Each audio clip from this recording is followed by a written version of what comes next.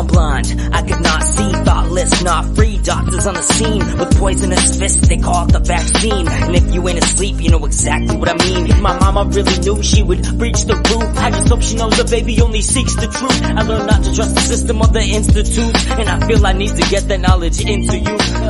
Mama raised a truth seeker, every day making way, exposing the deceivers, trying to wake up all the sleepers. Listen for a minute and I'll make you a believer. Mama raised a truth seeker, every day making way, exposing the deceivers, trying to wake up all the sleepers. Listen for a minute and I'll make you a believer. In school I was taught lessons, a young truther asking questions, while all these other motherfuckers guessing. Elementary just wasn't meant for me. Y'all keep your fake history, the shit is not a mystery. That it's all lies, and if all lies would open wide and see in 2020 vision be nowhere to hide. It's so clear as a clear blue sky that we never see anymore, just trails pass by. And remember the conspiracy theorist said it's a lie. They're spraying chemicals in the air, but you still deny. So how can I get you to see anything if you're blind? Like the moon landing's fake, NASA lies all the time, and government officials are just the elite puppets. I'ma probably get murdered for saying all the shit, fuck it. Tired of this world anyway, getting bleaker by the day. Sheep will keep sleeping, truth seeker, I'm away. Mama raised a truth seeker, every day making way, exposing the deceivers, trying to wake up all the sleepers. Listen for a minute and I'll make you a believer.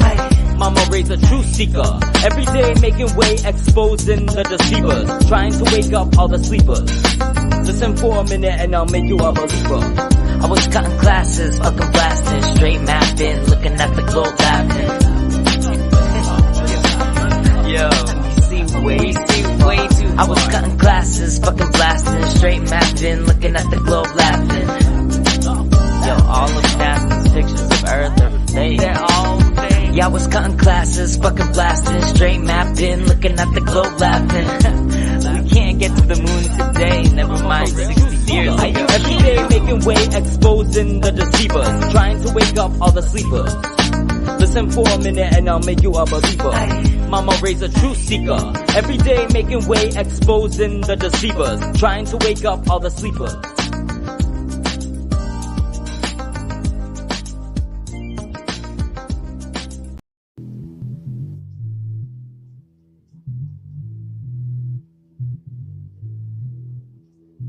I'm on the next level, yeah, I know you heard about it. You know I'm about it, and don't you ever doubt it. I'm incomparable, that's why they staring though.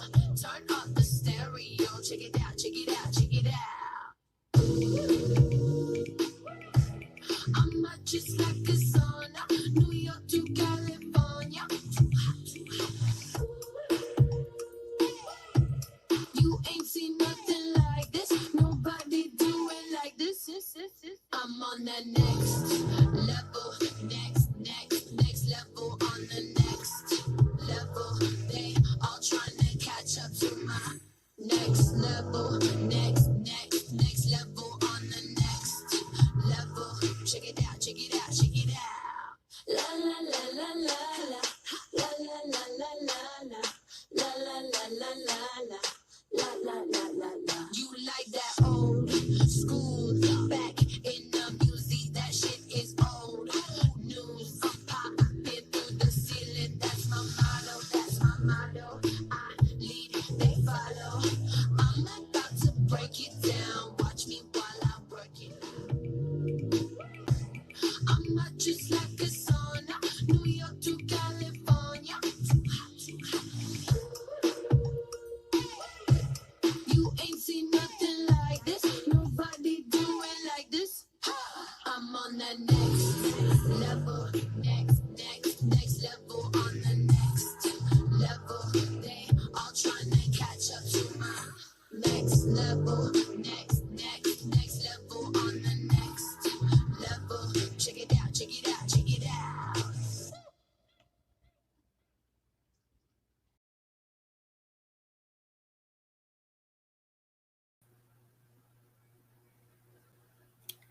All right, guys, welcome to the show. I got Steve JMO here with me tonight, and I also got Shepu here as well. Welcome, guys. Thanks for hanging out with me tonight. Hey, no problem. Thanks for having. What's up, Shepu? Yeah, what's up, man? What's up, Jen? Thanks for having me. Yep. So we have a few things to discuss tonight, and I know there's a lot of people who are just getting the notification and coming into the stream.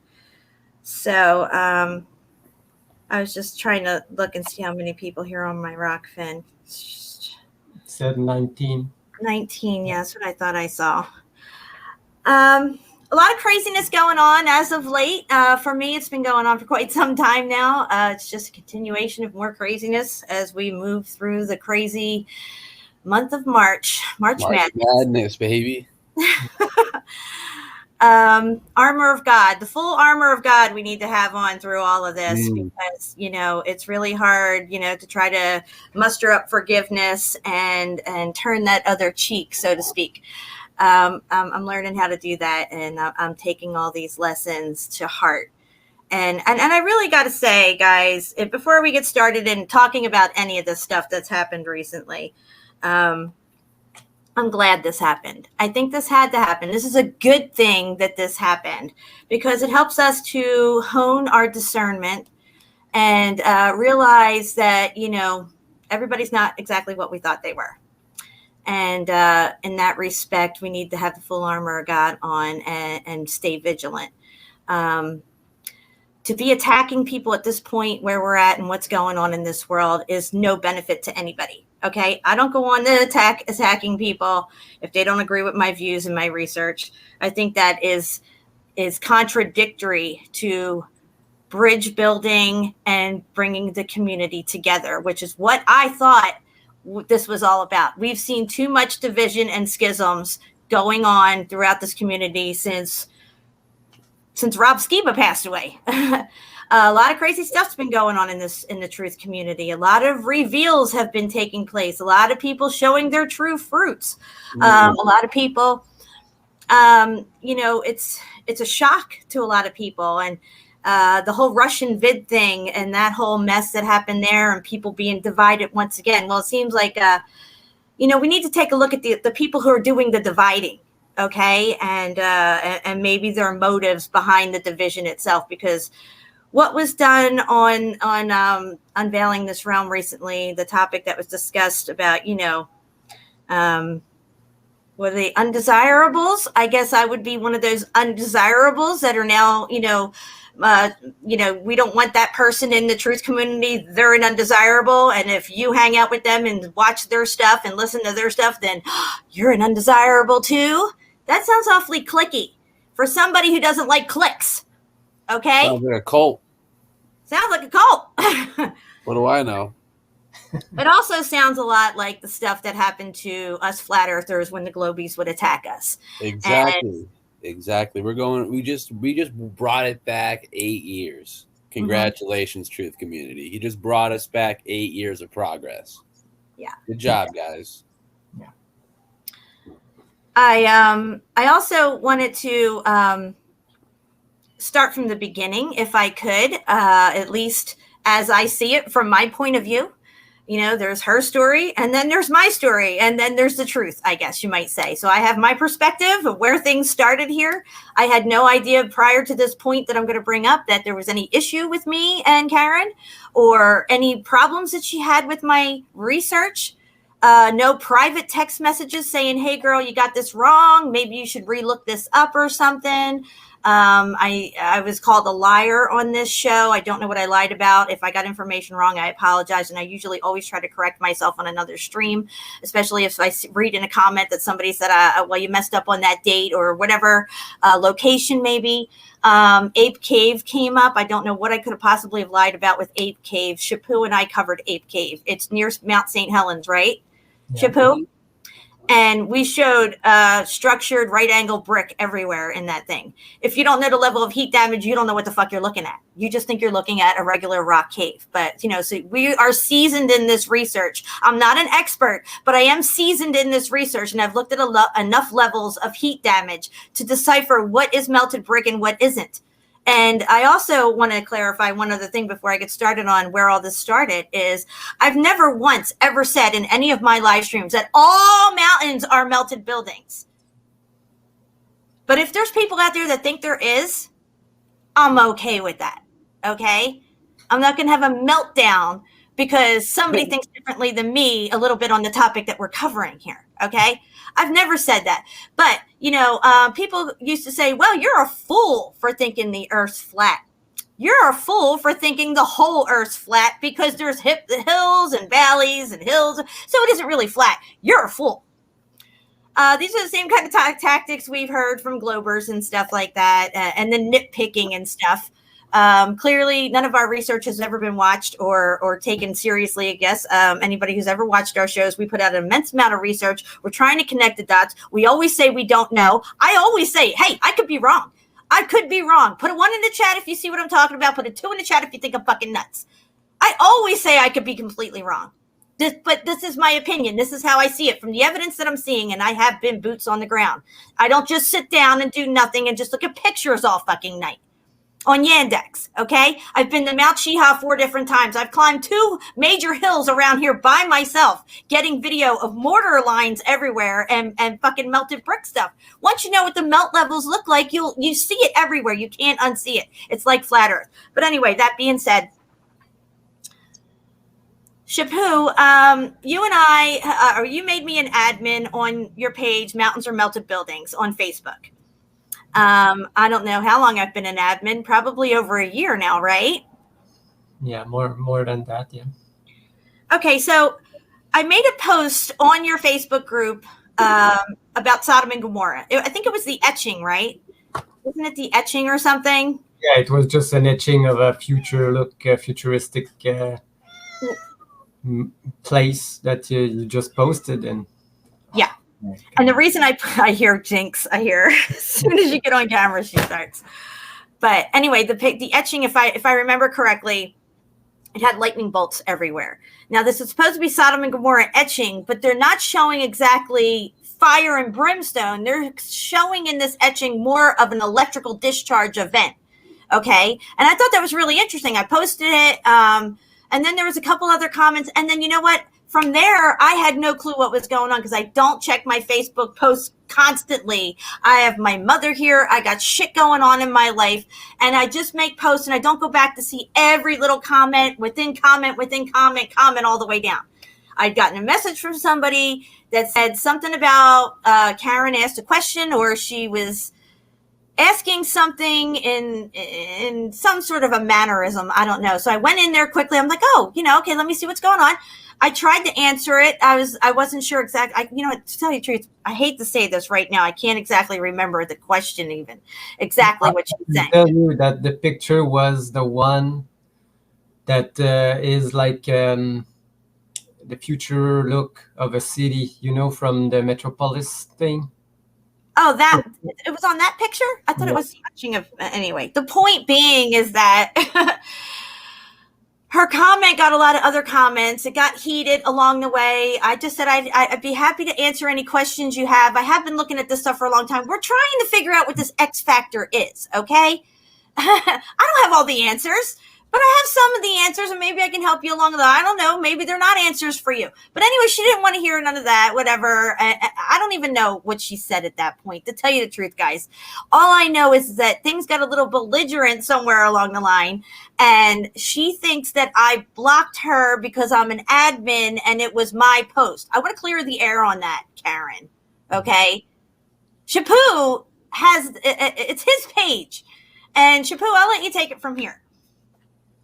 Well, for me, it started she maybe 2 days before that happened. She just asked to join the page, her and Ted at the same time. So I was saying, oh, that's weird. The page's been there for a long time. She's like a friend. Yeah, and now she decided to join. It's okay. And then the next day, she just commented on one picture, and it was yours, and said that not even your comment, but someone else. And someone just said, "Oh, it looks real," and all this stuff because it's an etching.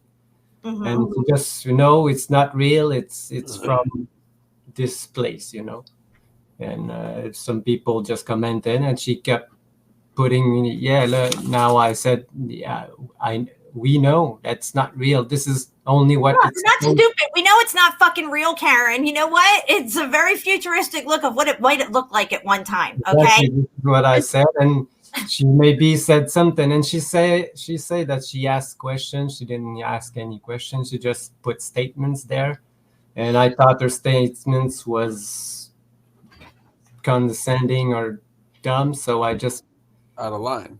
and she didn't want to. I asked if you joined the group, at least listen to the videos or look at the post on the top at least once. And she said she didn't want to. So I put her in a timeout. I didn't even block her, and I just no, okay, if you don't want to, just don't be here. And then after I put her in a timeout, she made a post about she's been harassed from the group, so I just removed her. That's what happened. And somehow this is all my fault. So there's that. But she didn't know, so she thought it was you. But yeah, I'm the one who controls the group. Exactly. It was his call. Okay. I didn't even know it happened. And I respect his decision. It's his page. There's that. Okay. So we can check that out. I already knew that she wasn't into this because she said it sometime months ago about the things about the crystals. And she talked about it like 4 months or 5 months ago on her show. And I knew from there that she didn't want any part of this. And then she joined the group, and I don't know why, maybe just to stir the pot. And I've seen this happen before, and I didn't want it. So yeah, I've seen it happen before in flat earth pages where globies come in and start this kind of shit. Mm-hmm. Yeah. So how about that? That's pretty muffed up if you ask me. I would never do something like that. Yeah, I respect everybody's opinion, and I stay in my lane. And for you to say that I have nothing to contribute to this truth community, as a matter of fact, all I'm doing is directing them down a path that is retarded. yeah, And I'm taking everybody with me down on the retarded path, and we're all retarded. That was it was good to be fucking retarded, quote unquote. Yeah. So that's where it started, guys, and it snowballed from there. I have not attacked anybody. I've not said anything about anybody else's research or anything like that. I respect other people's research. I don't know why I was getting attacked by the stuffed beagle guy. It seems right where he left off, she seems to have picked up for some reason. So, I ask myself these questions, what's the motive behind this kind of stuff? Where is the vitriol coming from? Where is that hostility coming from? You would have think I ran over her fucking dog and called her a cunt. Okay. Neither of those two things happened.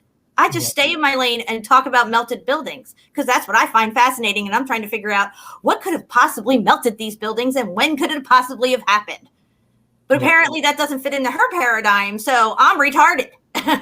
Well, that's the thing. It was just like when you get introduced to a new topic and it's completely unfamiliar or foreign to you, the first thing you do is put up that defense mechanism wall, It's just like when a majority of people, you say, get introduced to flat earth, the first thing you do is defend the globe, and you don't know why you're defending the globe, and it doesn't seem to make sense why she's just demeaning and trying to damn this topic when it's one thing to have like hundreds of thousands of photos and videos and examples that way, but we can go on the ground, boots on the ground, and find amphitheaters covered in mud in a park.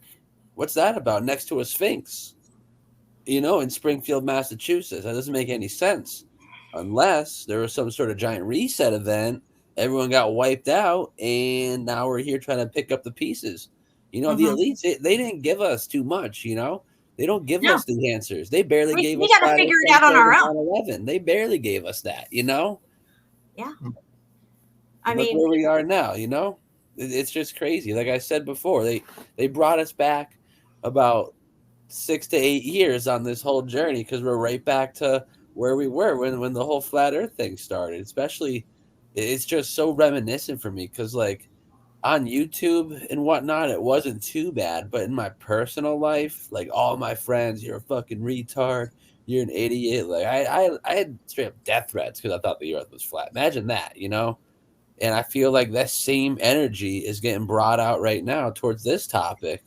And Well, it just can't be had, you know? I've never seen anybody flip out so bad about the whole thing. I found Me it neither. quite juvenile. Her behavior at one point, she was literally babbling. I couldn't even understand what she was saying. She was making total nonsense of any type of theories that she thought she was trying to put out, representing what we think about this Yeah. thing.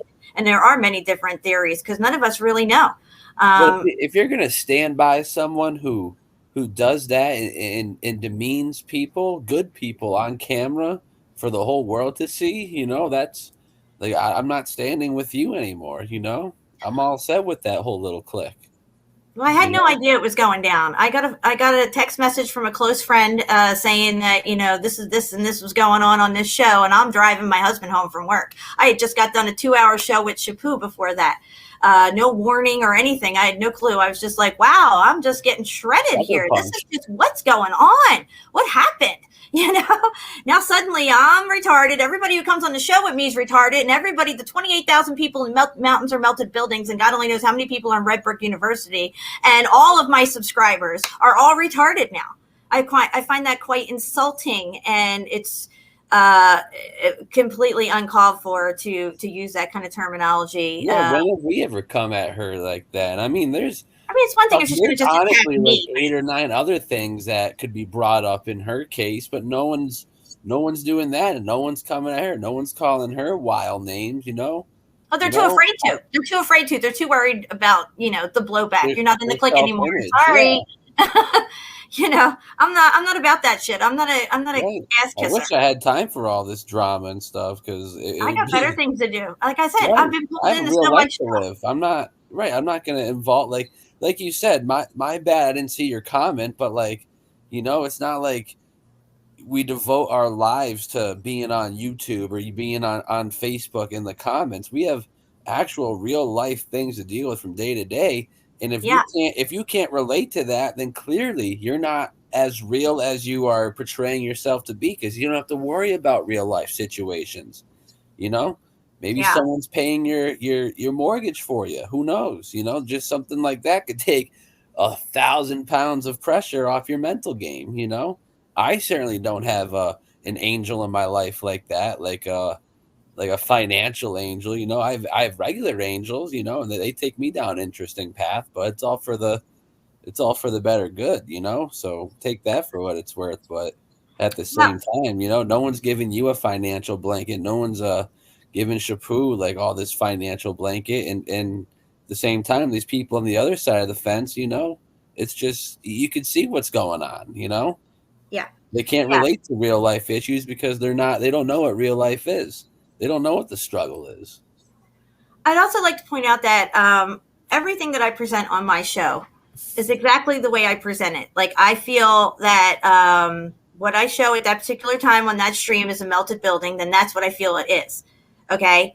If I see something that seems like it's a tree trunk, I guess I would talk about that. I haven't really come across any of that stuff yet, but I did not say there's not room for it. Okay. I've seen a couple of things on Mount Chiha that look like petrified wood, really, really large petrified wood against and near something else that has mortar lines in it. Okay. So there is room for a little bit of everything here. Everything seemed to be a lot bigger in the past, including the people, for Christ's sake. Are the elements still exactly the way they say they are? What geologists are saying are now. Was it that way before the X Factor? I don't think. I think things were a lot different back then. I'm sorry. You were going to say something, Steve? Just real quick, with the petrified wood thing.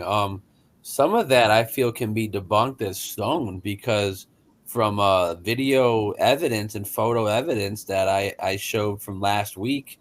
When I went in that cemetery, there was an obelisk that was 100% stone, but it was so weathered and beaten over the years and ages that it's been there. God knows only how long it's really been there. And it was literally indistinguishable from just a really old, weathered, dried out piece of wood. You wouldn't know. If I just took a picture of just the edges of it and then showed someone, is this wood or stone? I mean, is this weathered wood or is this just 1,000-year-old stone? They wouldn't know. Mm-hmm. I bet more than half would say wood. I bet they would. No pun intended. Yeah, Chaput did a whole thing on those petrified trees that are down in, what is it, New Mexico or something? Nevada area? Maybe it's Arizona. I don't know. But the petrified trees that are laying on the ground all cut up like columns. Yeah. Mm. Yeah. And that was a really interesting video. Yeah, now I got to say, there's this guy, I think his name's University Mud Fossil Guy. Okay, I used to listen to him a long time ago, and I respect his work. He seems to think that everything on the ground, no matter the littlest pebble to the biggest boulder, is some sort of a titan body part or organ of some sort that had petrified or exploded, and whatever. I don't know, but I don't go around bashing him and saying he's gives nothing to the community and stuff like that.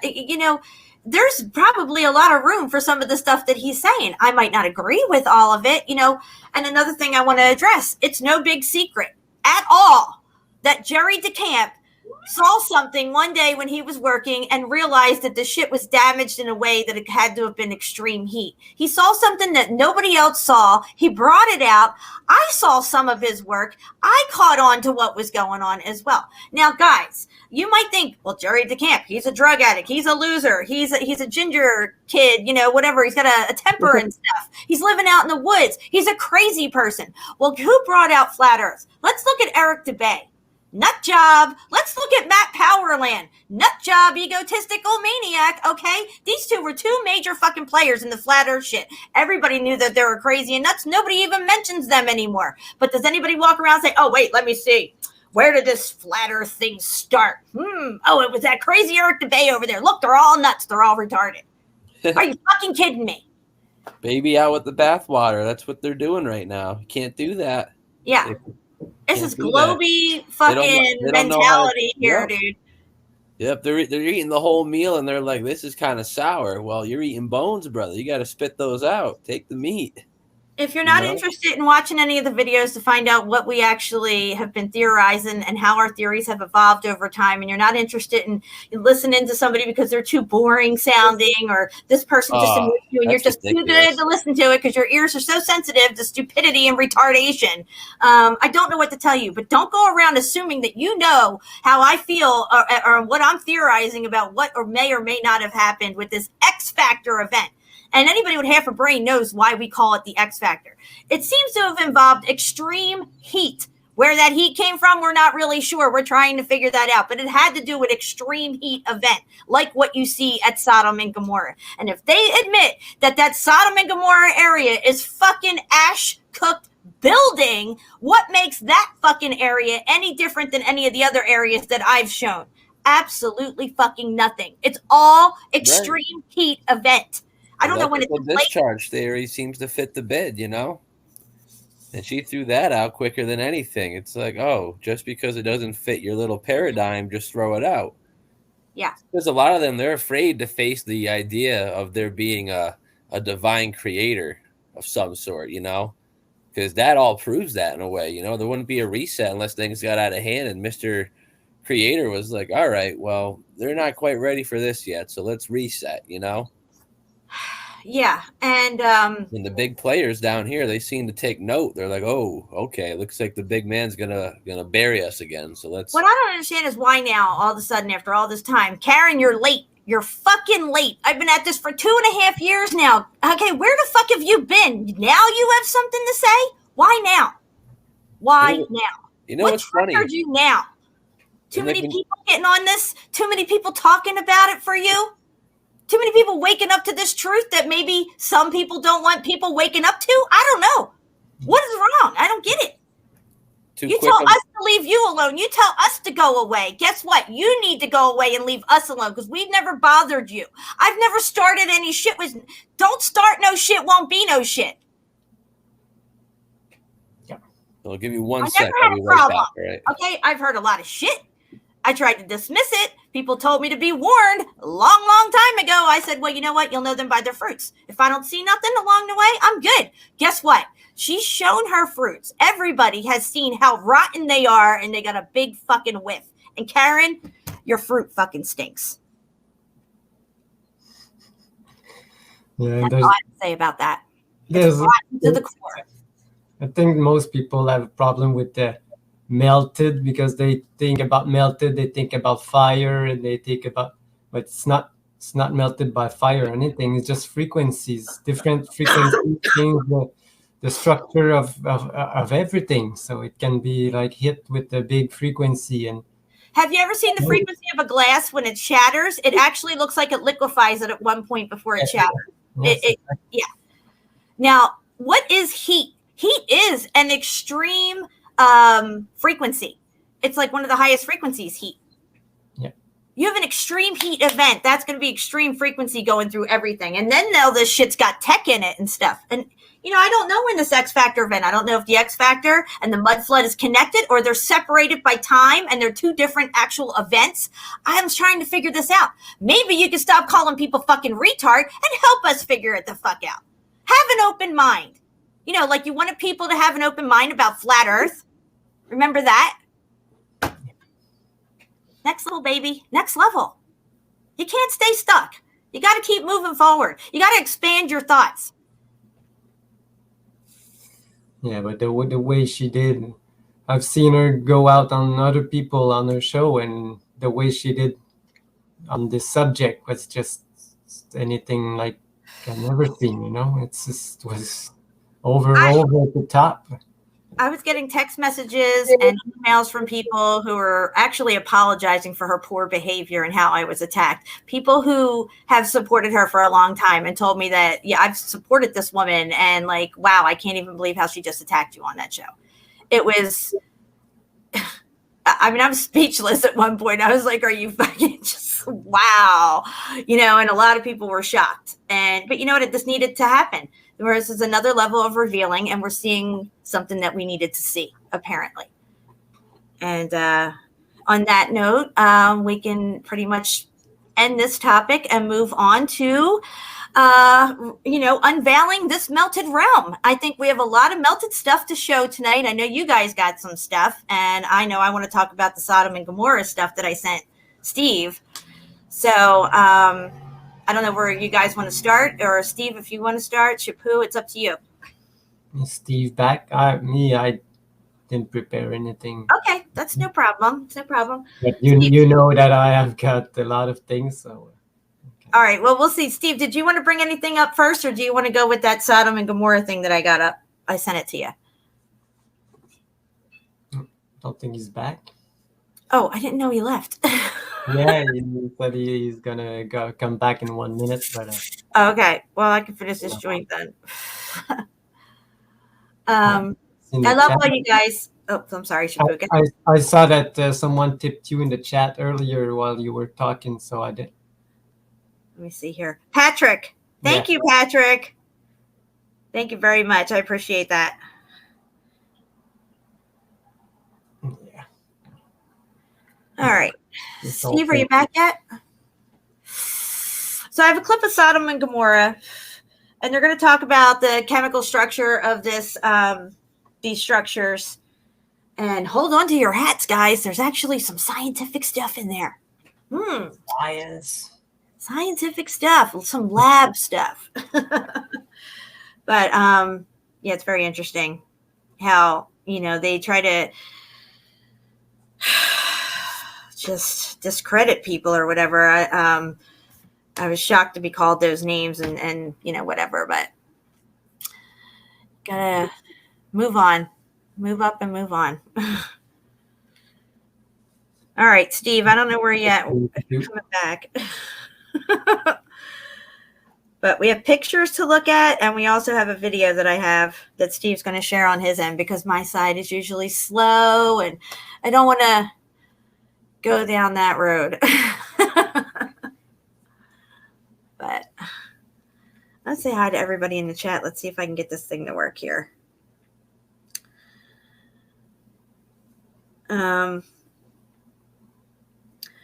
A lot of things are red brick, I have to say. I've done many shows about things that are red brick and where you can find red brick all over the place. I can't help it. It's there. You can see it for yourself when I show it to you. The whole Black Pyramid's made of red brick. It's just everywhere you go, all over Tibet, everywhere. With facades over it, you know, even if it's a sculpture or a column, it'll all be red brick with facade over it. People get sick of hearing red brick, but you know, it's there. I'm going to point it the fuck out. Yeah, because what they told us were blocks and like made out of marble. Everything is just a facade over the bricks most of the time. Maybe all of the time. I don't know. Yeah.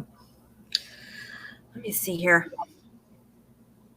Okay, I'm not sure if he's going to come back or not. I don't know what's going on. It could be a personal issue. Shepu, I'm going to send you what I sent Steve, and we'll get started on this video. What do you think about that? Yeah, sure.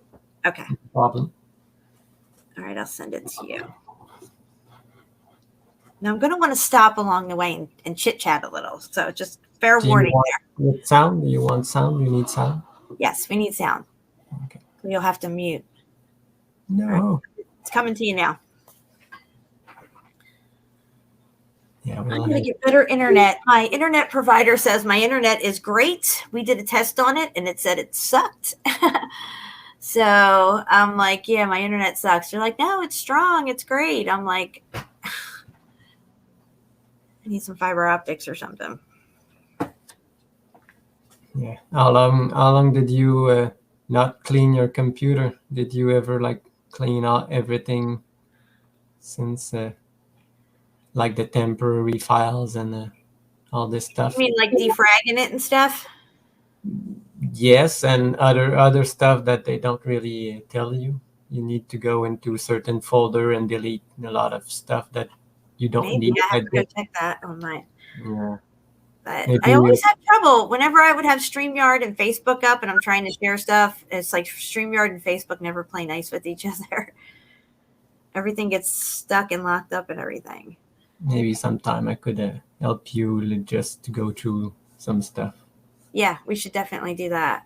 All right, so you ready to screen share? Yes. All right, remember you mute yourself, and I'm definitely going to be asking you to stop along the way. All right. The Sodom and Gomorrah ruins were found in the 1990s by Ron Wyatt. The remains show how they were destroyed and what life was like there before the fire and brimstone fell.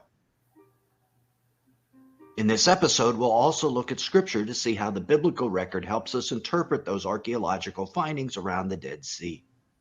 If you're new here, this channel exists to help you locate and interpret scriptures that help you solve Bible mysteries just like this. If you find that useful, consider subscribing. Now, there are actually several archaeological sites that are up for consideration to be Sodom and Gomorrah from a scientific standpoint. 2 on the Jordanian side of the Dead Sea, and 4 separate cities on the western Israeli side. Some even consider that the cities were underwater in the Dead Sea. Pause it right there. These. Remember the map where it showed the cities in the Dead Sea? Shepu, shake your head yes if you know what I'm talking about. I can see you. But the cities in the map, they were in the middle of the Dead Sea. He just said that some people say the cities are underwater. Anyway, we can continue. The Dead Sea. These sites differ. The 2 Jordanian sites and the underwater site are traditional archaeological sites, where the remains are made of limestone, which were covered with dirt or excavated, or they're salt encrusted in the ocean. But the bottom line is, they're hard, rocky remains. The sites on the Israeli side of the Dead Sea are ancient ruins unlike any other in the world. They're comprised entirely of ash. Ash in the shape. Can you pause it right there? Buildings. Can you pause it? I was just made aware. RT wants to know where all the red brick comes from, and I did hear him ask that question on Karen's show. That's a great question. Great question. We would all love to know where all the red brick came from. Like I've told you, I don't have all the answers. I don't know where all the red brick came from. But when I figure that out or think I got it figured out, you will be the first to know. If you have any ideas, I would love to hear them as well. Because you know why? I'm open-minded. And I love you. I love you, RT. Well, I can say that it comes from dirt. I can show you a video that a guy can make clay out of any type of dirt. just by adding water, mixing it, and leaving it in the sun for a couple of hours, and then you got clay. So Okay. Well, we'll any have to look dirt can become clay. Yeah, we Yeah, we'll can. play that after this. We could show them because that's great information. Thank you. I hope that helps you, RT. And great question there. Keep knocking it out of park with those questions. I appreciate it. Keeps us on our toes. All right, here we go. Pyramids, temples, streets, city walls, and sphinx. And embedded within these structures are millions of balls of sulfur.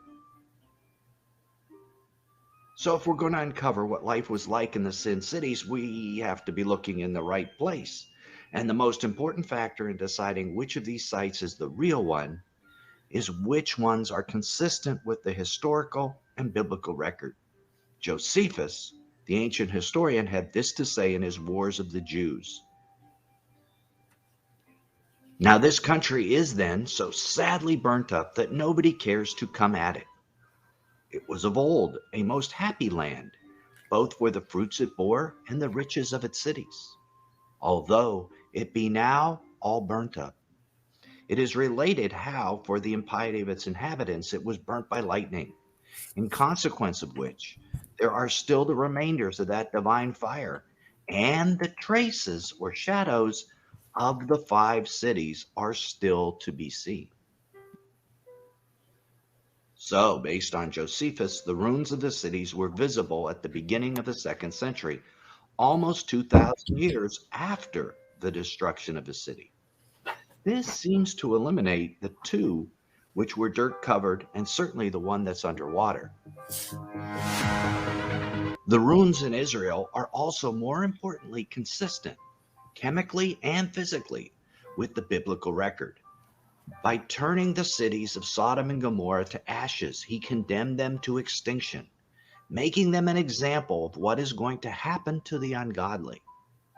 So the Bible tells us to expect the ruins to be ashes, just like we find on the western side of the Dead Sea.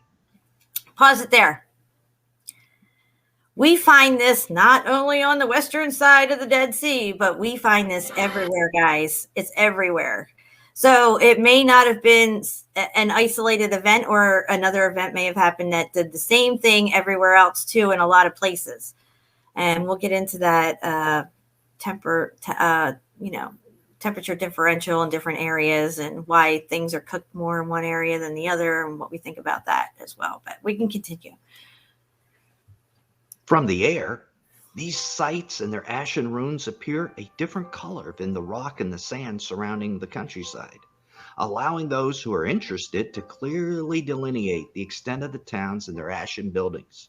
Of course, we got to remember that the full extent of wooden buildings at that time that encompassed the towns might have extended quite a bit further into the plain of the Jordan. The ashes are the remains of the limestone buildings only. All right, pause it right there. That is.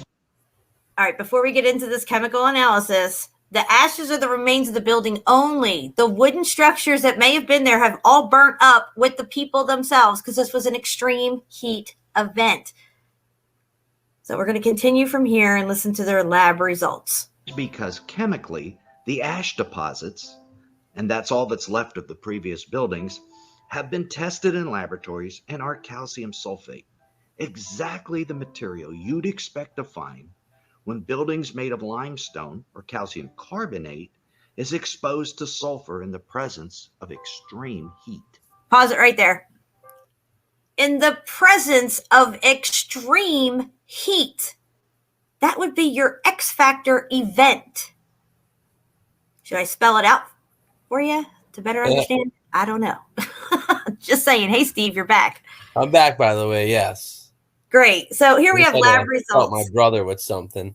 I was watching on my phone. Okay, great. So yeah, here we have some lab results. I'm just saying, I heard something about lab results on some, whatever. So here it is. I'm just saying. Shepu, I know you're muted, but do you have anything to say at this point? Do you want to come off mute, or do you want to just continue? Okay, you can just continue. Go ahead. The ancient name for sulfur was brimstone.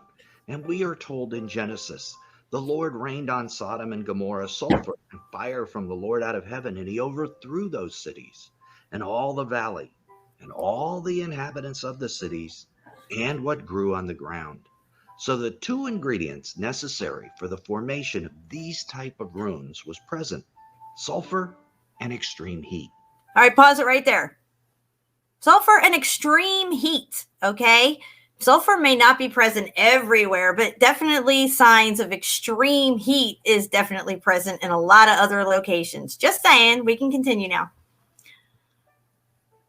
But how extreme was the heat? All over the region, on most of the runes, we see a bizarre wavy pattern to the ash.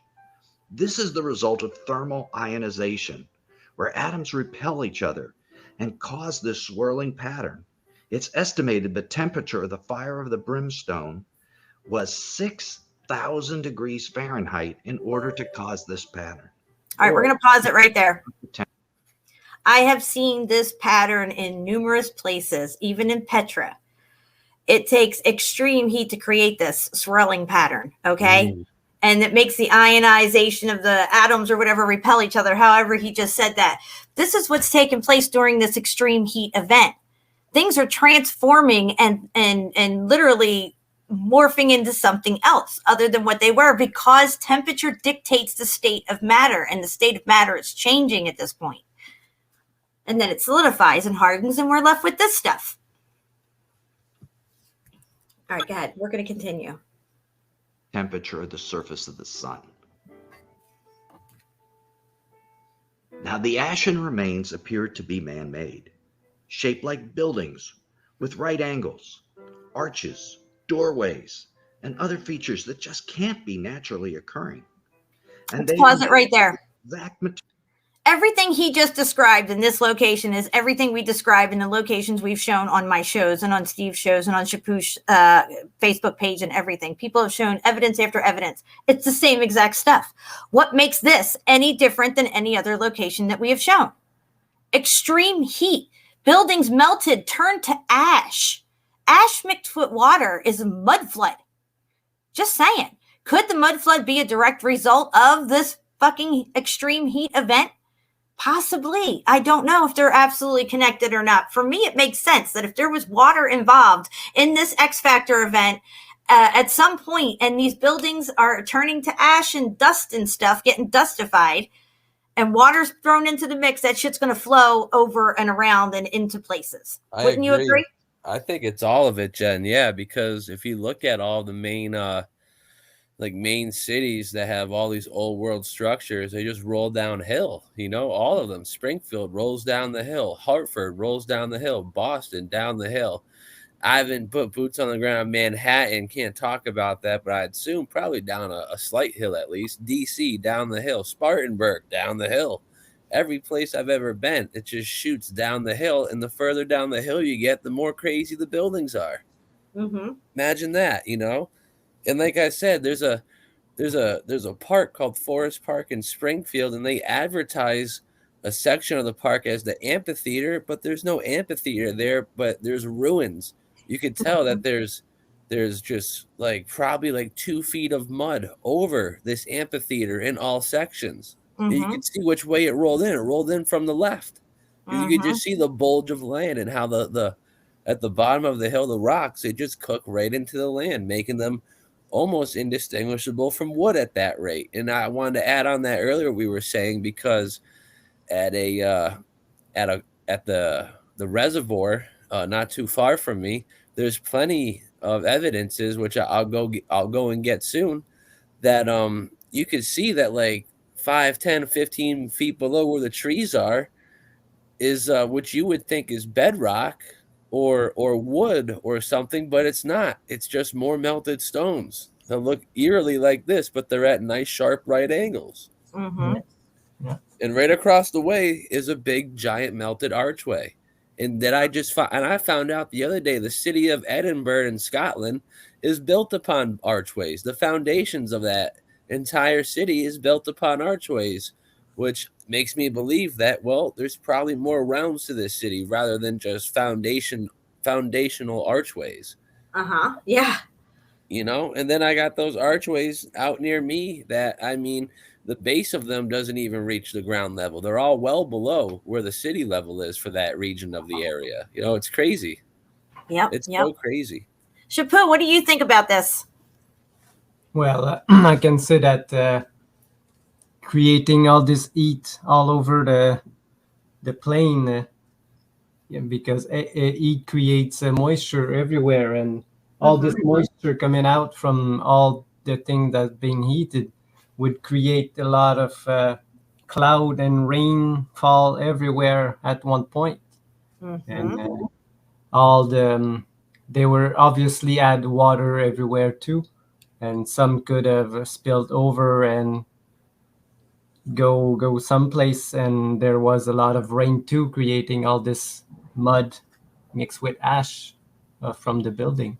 Yeah, and let's not forget the plumbing that is in these buildings that are bursting and shooting out everywhere as well, that we still see today, and we call them waterfalls and things like that seem to be just coming out. Mount Chiha has a spring coming out of the very top of that mountain. I've walked to it, tracked it all the way back to its original source at the very top of the mountain. There's water coming out. There's nothing up there, and it wasn't raining. The more melted and more old you find is where you find the more fresh water. Oh yeah, I've drank that water straight out of the rock, coming out of the rock. I drank it, and I've never gotten sick or anything. Still not sick. Still not sick. Hashtag it. Yeah, No right. mask zone. That's all I drink. I have a natural, not a well, but a natural spring where I get my water, and I've been drinking it like since forever, and Nice. rarely sick. Yeah. All right, we're going to continue on with this. Material we'd expect. Calcium sulfate, and embedded with millions of sulfur balls, so pure in form that they are found nowhere else on Earth. So this is exactly what we'd expect from the destruction of Sodom and Gomorrah. What isn't expected is the setup of the cities. Each individual set of buildings seems to be walled and fortified on its own. Let's pause it right there. Set up in a Again, he's admitting each set of buildings, he's admitting that this is what he's showing right now is melted buildings. Just saying. There are melted buildings here. There's melted buildings other places. We've shown them for the last 2.5 years. If you're late to class, you need to catch up. Go ahead. You can finish out. Go ahead. meandering fashion rather than in a square fortification. This may have been because in those days it's possible that flooding was an annual event of the Jordan as it is in Egypt with the Nile. Maybe that's why the ground was so fertile. If so, these elevated buildings may have allowed better drainage. At least that's all. Let's pause it there. We can go back just a tiny bit on that pan. Yeah, right around there. All right, look at those brick layers right here, guys. How many times have we shown you? Now, geologists will tell you these are sedimentary layers. If you see these layering anywhere, even in a volcano, these are sedimentary layers. These are brick layers, guys. Now, if their brick was made of lime or more lime than red brick, brick is brick. And this stuff is a melted building. It's not a natural formation that took millions of years to form. All right, we're going to continue. That's our thought. But if this is the first time you're hearing about these ruins, one has to question why. Why, if these remains have been known since the 1990s, why are you just hearing about them now? Why haven't movies and documentaries been all over TV about a find like this that proves a Bible story? Why are the alternative sites for Sodom and Gomorrah, which don't match the biblical record, getting all the TV time and the genuine one isn't? The answer should be obvious. The Apostle Peter told us these ruins have been left as an example for what is going to happen to the ungodly. In Malachi, we also read, "And ye shall tread down the wicked, for they shall be ashes under the soles of your feet in the day that I shall do this, saith the Lord of hosts." Yeah, let's pause it there. Will be ashes. Guys, this stuff is everywhere, and it's been left here for us to see, maybe as an example of what could possibly happen again. Again, I want to reiterate everything that I've ever shown on my show. I am confident 100% in my mind that what I've shown over the last 2.5 years has been melted buildings. Okay. Mostly made of brick and other things as well. It's not just brick. There's things inside these buildings. There's technology. Hell, I found a statue head embedded in the side wall of Vesuvius, and that's supposed to be a volcano. But we can continue. On the day of the Lord, just like Sodom and Gomorrah are now. And our ungodly culture doesn't want proof of a Bible story being true, and certainly doesn't want an example like that of what's going to happen to them, possibly personally. So if the lifestyle there in Sodom was ungodly, how ungodly was it? And do the remains support it? Do the runes speak? Let's start with the size of the cities and begin to look at other details as well. In this section of the Dead Sea, ancient cemeteries have been located where thousands of graves from this period have been discovered. Now, those graves would not be of those destroyed in the fire and brimstone, because at 6,000 degrees, a human body is vaporized. But it gives us some indication that these were very large cities before the destruction. There you go. Also, the ruins are visible from Google Earth, and Sodom seems to be about 5 square kilometers, and Gomorrah about 2.5 square kilometers. And as we mentioned, there may have been wooden structures which completely burned up as well, making the towns even larger. From this, so let's pause it right we there. can assume tens of thousands lived in each of the. So for me, it's not just these little areas. For me, it's the whole area has been cooked, okay? Because I see similarities between the locations they're pointing out and all the stuff around it as well. So for me, and maybe not for you, but for me, this is all melted. This was all of one big gigantic, it was all buildings. Could I be wrong? Absolutely. Sure, I could be wrong. And I'm okay with that if I am. But for me, I'm just explaining to you right now how I feel about looking at this particular picture and the locations and stuff. But we can continue, or if anybody else has anything to add to that. No, totally agree. All right, we can go. 2 larger cities. There were 5 city-states in the plain of the Jordan at the time of Sodom and Gomorrah, each with its own king. We learned this in Genesis as well. Then the king of Sodom, the king of Gomorrah, the king of Admah, the king of Zeboim, and the king of Bela, that is Zor, went out, and they joined battle in the valley of Siddim. From this same account, we learn of one of the great natural resources of the area, bitumen. Now the valley of Siddim was full of bitumen pits. That's Genesis 14:10. Bitumen is a soft asphalt-like material that burns easily and was used as fuel in the ancient world. Sodom and Gomorrah likely traded this with the rest of the Middle East. That may be part of the reason that Josephus said that the cities were rich. Let's pause that right there. Shepu, that map that you had shown, the map that you shown with the cities on the Dead Sea itself was called asphalt. And he said that that stuff was an asphalt-like material that burned easily. I just find that very interesting how, you know, that's a connection for me. I don't know what it means or why, if there was maybe a lot more of this stuff at one point. And this is just a little spot where there's only a little bit of it, but I just triggered that map in my head and what it said about asphalt. They called the Dead Sea like asphalt, right?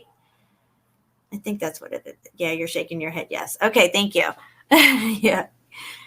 Yes. They call that. I can't remember what I searched, but it was saying that the name. There were three names of this place. Like it was the Dead Sea, the Sea of Salt or something, and the other was Asphalt. Asphalted or asphalt, something. yeah, and that meant like an asphalt like substance, like it was like ash. a dead river or something? Yeah, the Dead Sea, what it's called in another Right. language, ash something. But not far from there are big tar pits too, Interesting. that people go in there and swim, and they come out black. You had never seen? What? Yeah, you never seen that? What the fuck? No, this is new to me. Yeah, we should look it up. It's right near the Dead Sea. The people go swim in it, and they all like covered in tar. And what happens next? Do they tar and feather each other? Like, Maybe no, I don't think so. they just hose each other off after that, or they leave it stay on them? Like, what do Yeah, you mean? they leave it there, and it's dried, and just peel it off, I guess. Wow, that's nuts. It Yeah. can't smell good. Yeah, no, I don't think so. All right, we'll let this play out a little more. That Josephus said that the cities were rich. The Jordan Valley was also lush with vegetation at that time. Lot lifted up his eyes and saw that the Jordan Valley was well watered everywhere, like the garden of the Lord, like the land of Egypt. So it is likely they had great agricultural resources. These economic blessings led to slothfulness and laziness. Behold, this was the guilt of your sister Sodom. She and her daughters had pride, excess of food, and prosperous ease, but did not aid the poor and needy. And as we see, the prosperous ease didn't make them generous. They neglected the poor and needy. Sounds a lot like our culture today. In terms of religion, the ruins themselves give us an idea of their worship and gods. In the city of Gomorrah, there's a 40-foot long remains of what appears to be a sphinx. And immediately adjacent to it is a pyramid, or ziggurat. This arrangement is much like the one in Giza, where the famous Sphinx is adjacent to a pyramid there as well. So although we can't tell exactly what gods they worshipped, the similarity with Egypt architecturally leads us to believe they may have had a similar religion to Egypt's. The destruction of Sodom and Gomorrah was during the same time period as the height of Egyptian dynasties, so some bleed over of their religion was certainly possible. They weren't that far apart. They certainly did not worship Jehovah, the God of Abraham and Lot. However, ancient ruins cannot tell us the level of depravity of the inhabitants of that city. What exactly took place there on those now deserted streets? Why were these specific cities punished so severely by God? Well, let's start with what God had to say about them. Now, the men of Sodom were wicked, great sinners against the Lord. In Genesis 19, we learn that after the two angels visited Sodom, appearing All as right, humans, we're gonna pause it here. appeared. We're gonna pause it. Everybody knows the Sodom and Gomorrah story. If you don't, I'm sorry. I'm just gonna pause it here, and I wanted to maybe show that video if you can find it, Cheppu, of that tar pit. I'd like to see that. And then Steve, you said you had a video too, or was that Cheppu that had another video? I forget. I don't, but I do. I didn't say that, but I do have a video up. All right, It sweet. does directly correlate with this. I think I've showed it to you before.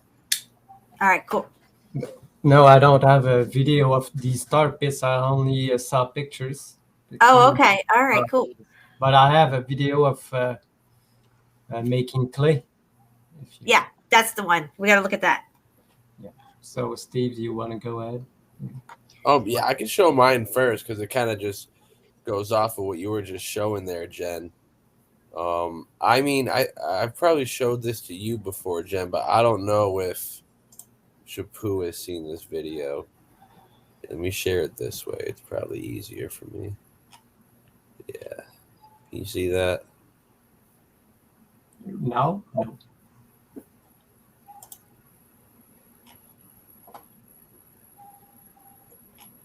Okay, here we go. Sorry, I was reading the chat. We're okay. You can see that? That's Yes. All right, this is Round Saturn's Eye. If you're like an OG truther, you know exactly who that is. But this is a old video he took. Went to Sodom and Gomorrah with like a 4K camera and just documented what he saw. I mean, it's not too far off from what you see there. It's just like a city that was once there and it's devastated. But he does find those sulfur balls that were in the ash, which I found interesting. Mm-hmm. Which I mean definitely was probably a factor, but maybe not the quite the full blow of the X factor. That could have been like when when it rains before the thunderstorm or something, you know. Mm-hmm. But I didn't mean to hit play. But yeah, it's just a good little clip here. Actually, skip up a little bit. There's some really good like clips and. You know, I have to say, I had a little theory just now pop into my head. I'm just going to express it. I haven't thought it through yet, but I thought to myself, what if the extreme heat event while it was taking place triggered the crystalline dome to shed and it seemed like sulfur balls coming down? What if it had the heat transformed it with that extreme heat to be, you know what I mean? If it's like a salt crystalline structure, the dome, I don't know what it's made out of. It was just raining legit fire. Yeah. I don't know. I could be wrong. I'm just saying. Like 1,000 meteors just coming to your town. Yeah, I could see that. That makes sense. But yeah, I'm gonna just let me see if this is. Make sure this is 1080. All right. The Bible, talking about not only can you hear the that sexual deviance and the sexual side, but also the sins with the angels, which seems to be something that was going on there in Genesis. Just devastated. And how many have you got of these? Quite a lot, but here we've got probably about 30. Let's see. They are huge. They are huge pieces. Thank you for sharing these. I thought they were a sherbet sweet candy when you gave it to me, and I nearly ate one. But I'm glad you showed us them so we can actually see them. You know, that people at home can see these.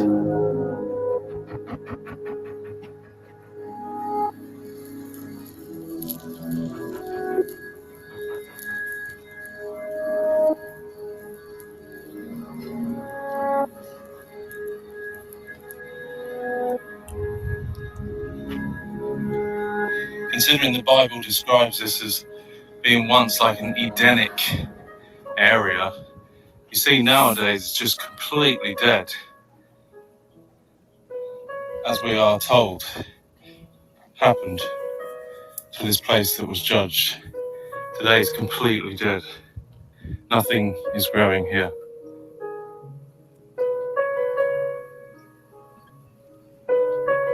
And, you know, pause it for a second.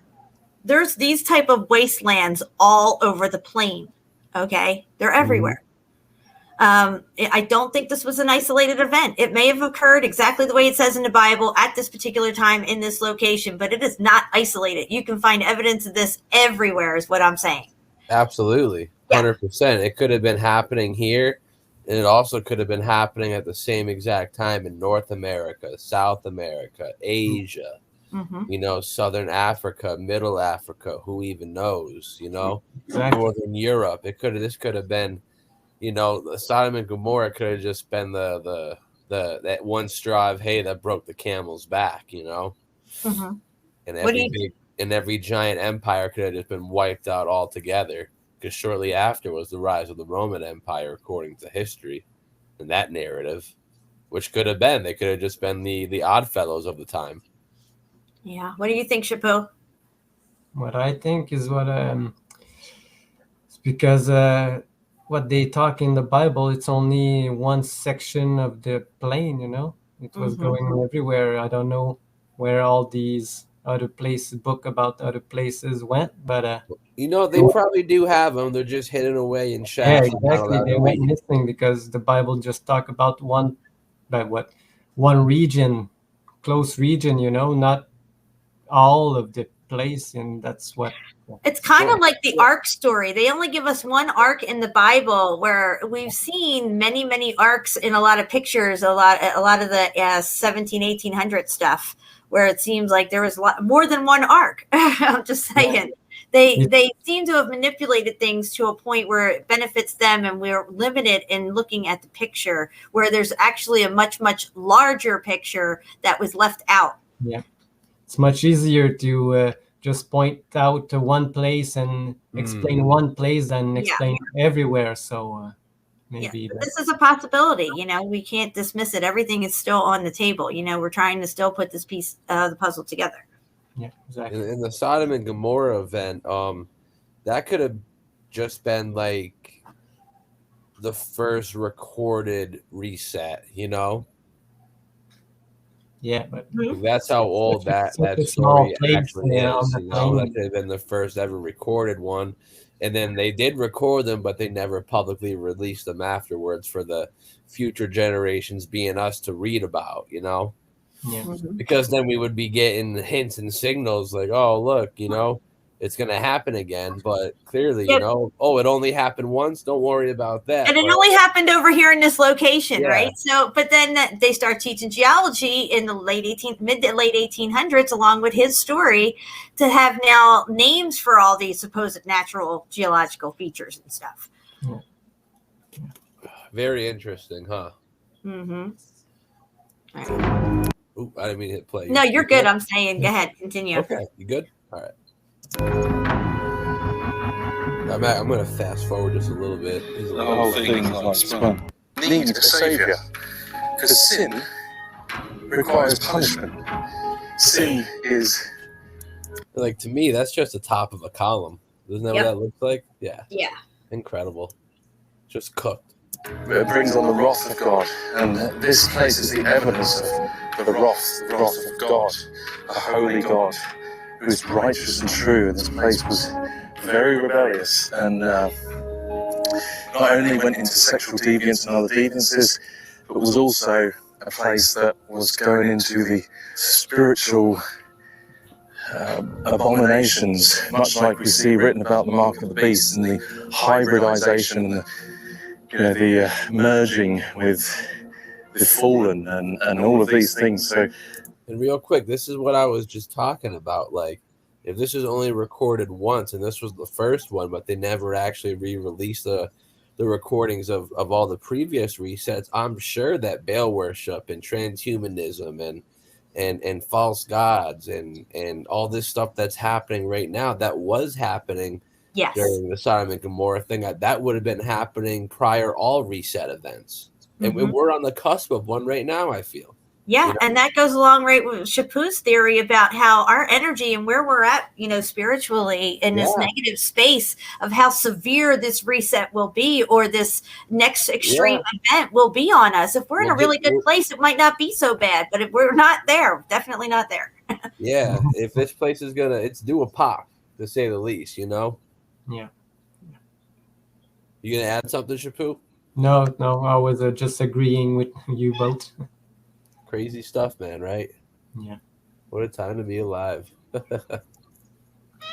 This seems to be a place that was going into that and received absolute annihilation, turned to dust, with fire and brimstone that rained down from heaven.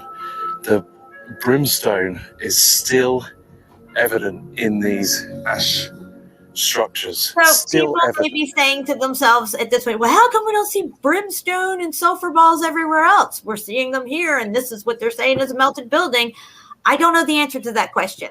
I don't know if it's a byproduct of something in that location that made that form through the heat event. I don't know. It is a question that I have in my mind as well.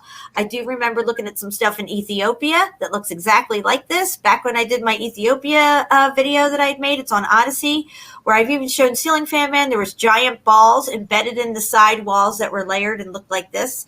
They weren't little balls. They were giant balls. Like not giant, but say maybe 3 feet around.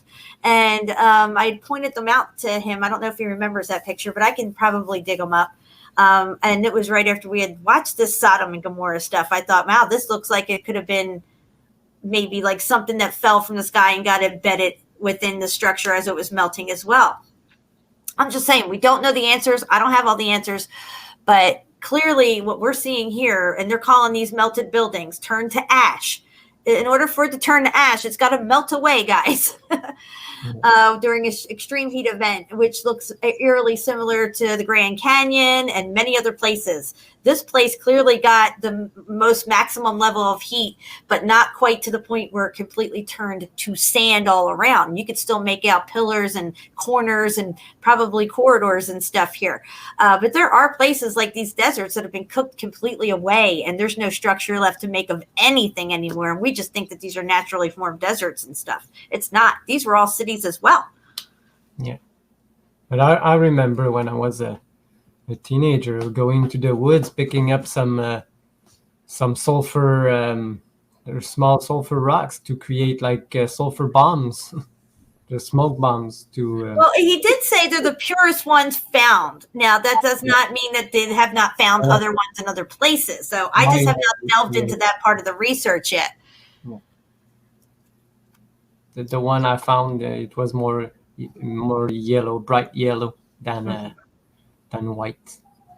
Mm-hmm. So what does that exactly mean? The more white ones are more pure, or the yellow ones are pure? I don't know. Maybe the white one are pure. Yeah, I think the white ones are more pure or something. Okay. Maybe because it has been preserved, like it heated, turned into like a gas, and came down back as a solid. Probably that's why it's pure, or I don't know. Yeah. That's the only way that I know to purify a substance. Right. Through sublimation, yeah. So. Mm-hmm.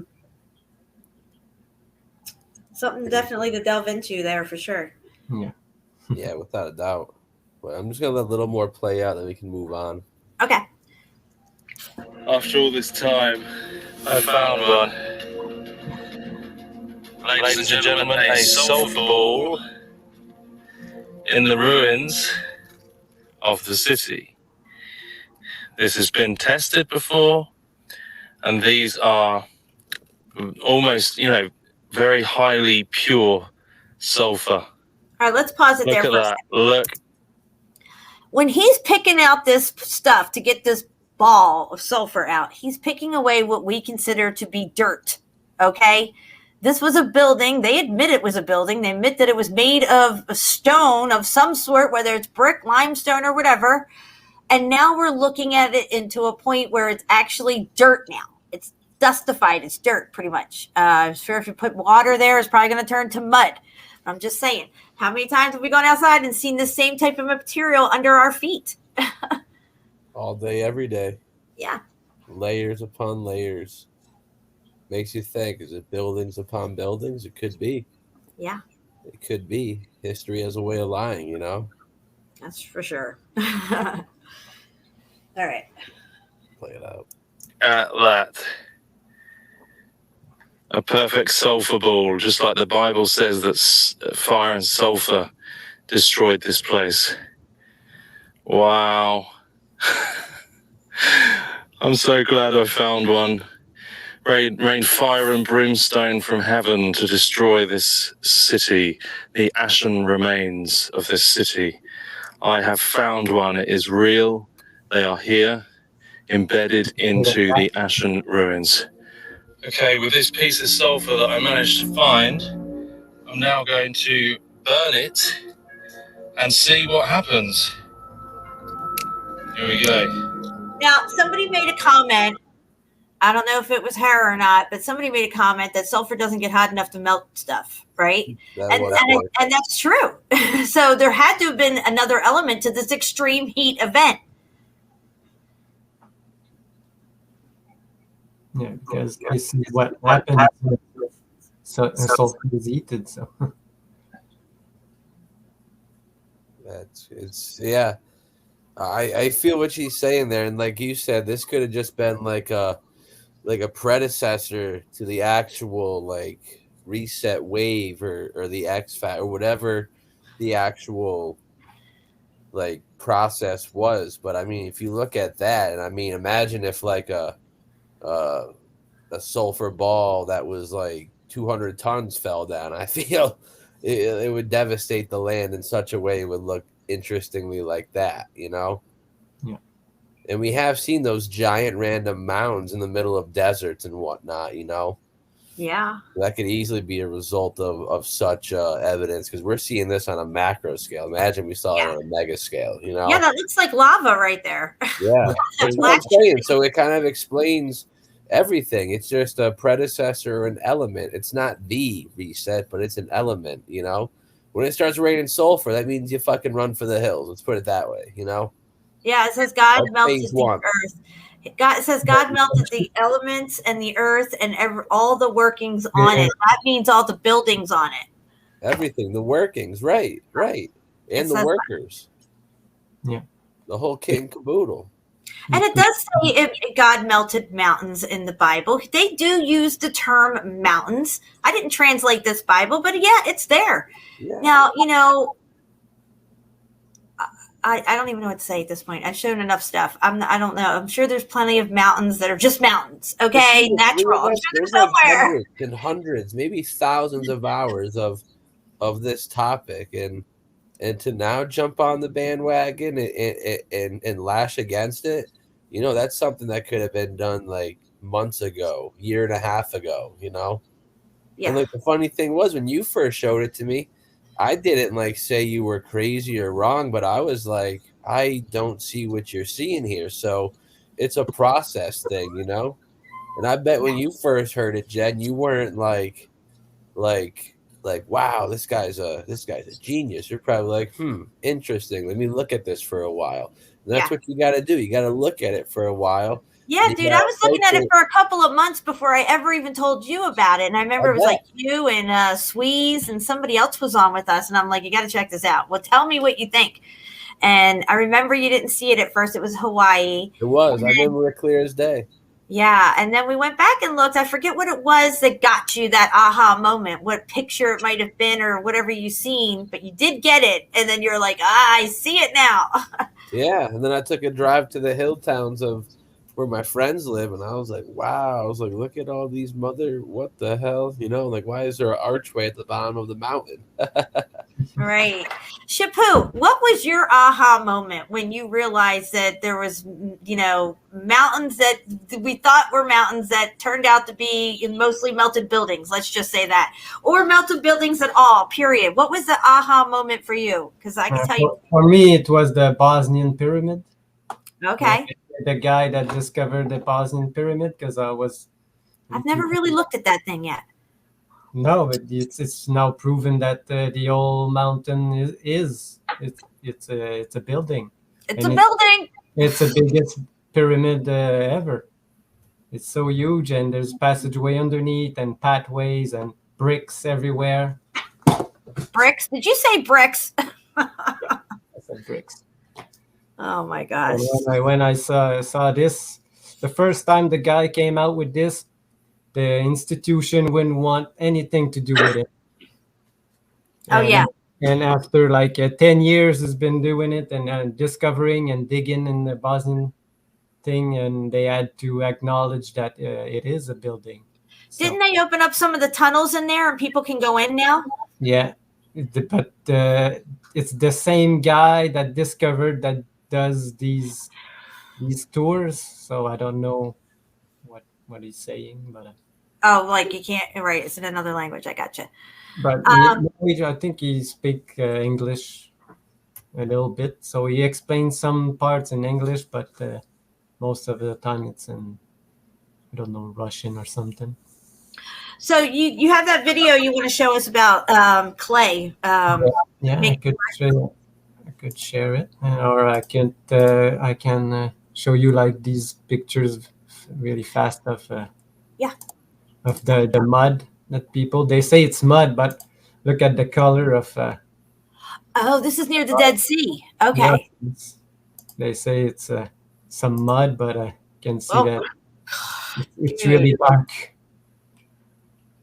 It's really And this dark. is supposed to be like healthy for them or something. They do this because it's good for their skin, I guess. Yes, they say it's a miraculous Wow. because it's pure, I guess. But people just go there just to dip in the Dead Sea mud. Interesting. I don't know. I don't know. What do you think, Steve? You down with that? I don't think so. I don't know. It'll take some convincing. A few tequila shots, you'll be down with it. Maybe not tequila, but we'll see. We'll see. This guy looks awfully happy. Yeah. Yeah, they all look happy to be there. So They do. and I'd try it. Yeah, we'll see that they all go there. I wear black bikinis anyway. I might as well go all the way black. Yeah. You probably just come out black or not. I don't know. So this was the mud. But I have this video of a guy. Is it the one that I think I didn't share with sound. I'll share it with sound this time. Yeah. Okay. Here we go.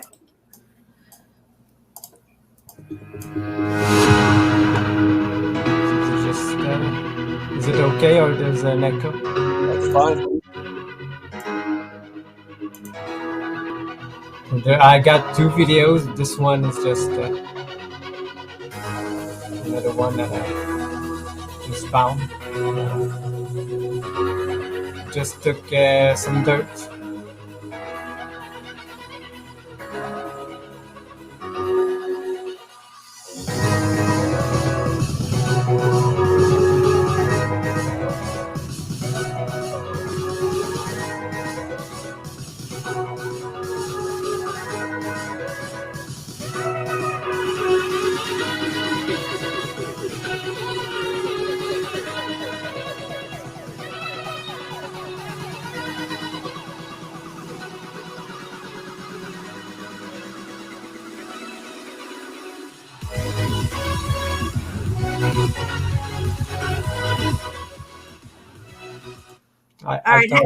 I thought he was talking, but it's not the video he was talking, so I just muted it. Okay, yeah, I was just going to say we could just probably mute the music. So they're taking regular soil or regular dirt and they're turning it into clay. Yeah. And you can do it. Bricks with it. Oh, it's clay to make anything, pottery, anything you want. Yeah. This is just pure clay, not heated, anything. So just from dirt, you can make it anywhere. So that's how they made bricks. That's how they make bricks still today. I've got videos that I posted on my YouTube channel that's what they do. Yeah, I've seen those. So they're letting it drain out, letting it hang. Yeah, exactly. And I've got another guy that just show you how to make clay out of other type of dirt. You can see you get pure clay from anything. Wow. And now you can see that. That's what he got from a one bucket. And he's probably got to do like a pot with it, you know. But I've got... That's good stuff, though. Yeah. So another question that people have besides where did all the bricks come from is who built all this stuff? Who laid all this brick and all these limestone? All the construction of all of it? I mean, who did all this? What population of people did this? You know, who had the time and the resources and all the money? It's mind blowing to us. We don't have the answers to those questions, and we're still seeking that stuff out. And I respect everybody who have these in-depth questions because that means your mind is thinking it out. You're going to the next level. What you're questioning that takes you to the next level of thought, and that's where we need to go. Yeah, the more I think about it, it's like if God puts everyone here, he can put buildings, he can put anything that you want for the people, can give you. You are absolutely right, Cheppu. It's his fucking clay. He can build whatever he wants. This is his earth. The building is made of earth. It is earth. Okay. So if God melted the earth and the buildings are made of red brick, the bricks, the buildings are earth. Yeah, exactly. So this is just another guy, and you can go see it. He's got some nice video, off-grid secrets, and a lot of secrets to be off-grid, like he said in his videos. And he shows how to make clay from two different, he took two different type of dirt from two different sources just to see the quality, and it becomes. So this is clay that's being made, but it doesn't have the iron reddish color to it because it's not natural clay based, right? No, it's because it's not heated in a kiln. Or, okay, gotcha. Yeah, that's the only reason. So with the heating, it just gets red from that. Yeah. Okay. Because when we look at Vesuvius, there is red dirt everywhere. Just everywhere around that thing. Yeah, it's probably because it's been heated. Mm-hmm. You can see, just put it, so that is the same process. Strain it, took it, and then quite a process to make some bricks. I'm just saying, this would be, I mean, there had to be something else going on. People weren't doing it like this. Yeah, no, he's doing it just to make some small clay to make pots or right like that. But if I can find my other videos, you can see that they. Oh, that other video with all those bricks, when all those people making all those bricks. Yes. Stacking them up. That was crazy.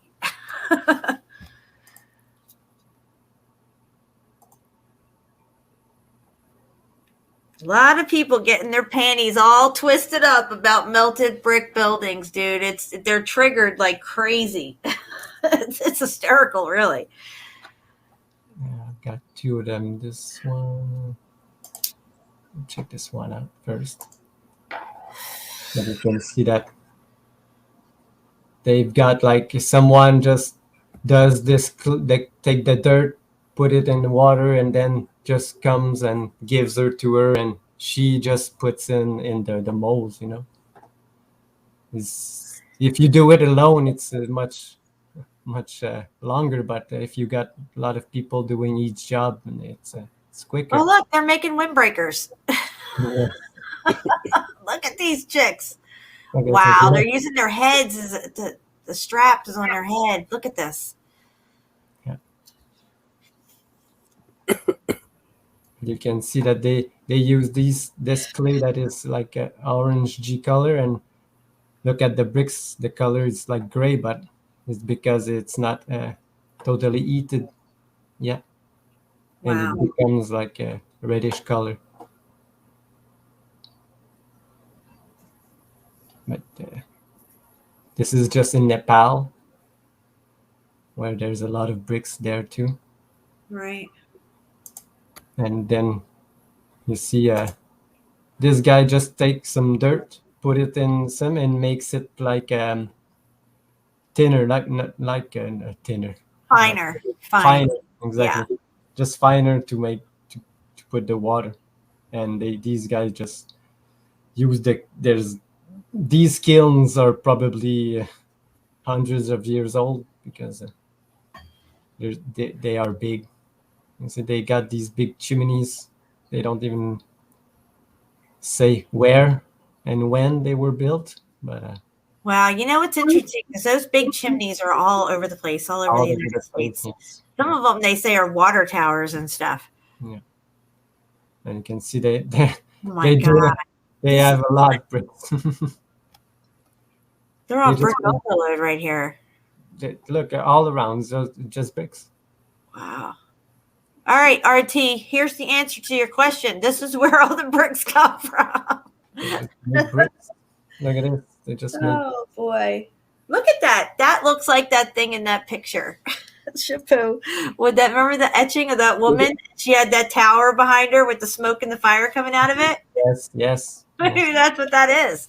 You know what's funny? There's a similar tower not far from my house, and it's at a water plant, which I find interesting. Wow. And actually, I found a new couple of crazy buildings I got to show you guys in a couple days when the weather's not wild. No problem. Sounds good. Keep playing this. I got to go to the bathroom real quick. So this is just another place where you can see that someone just preps this clay from the dirt. There's no music in this one. There's the ambient sound. Let's look. They make bricks like crazy.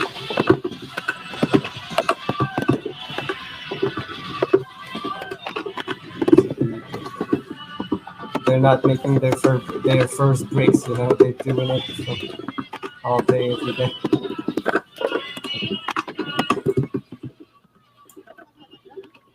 But they got these again. This is another place in Bangladesh.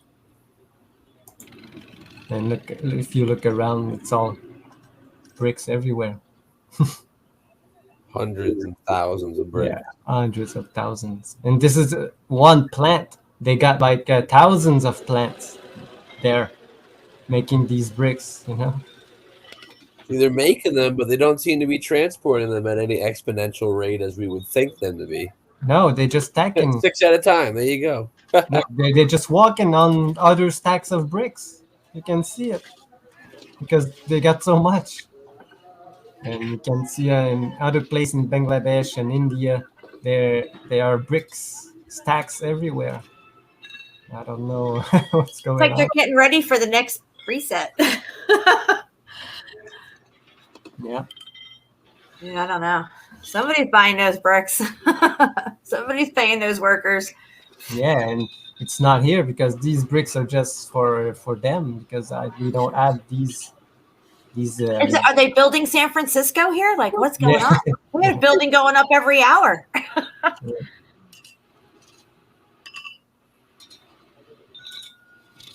And these kilns are burning all day, every day. Interesting. Yeah. And they stack bricks. Just like the thing they found in Peru, the pyramid of bricks, it's all stacked like this. It's not even a structure, it's just bricks. Yeah, you were saying that it looked just like a pile of stacked bricks, just like this here. Yeah. It's crazy. Yeah. And you can find like hundreds of videos on YouTube about these companies that make bricks. It's crazy. It's a lot of fucking brick. Yeah.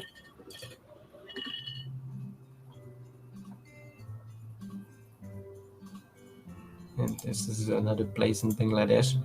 Not the same place, but another factory.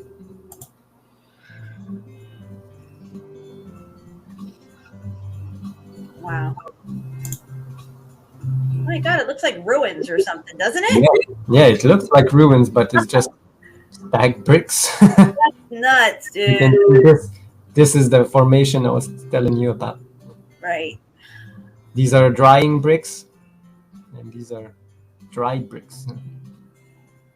That's crazy. So they sun dried and they put them in kilns that they have.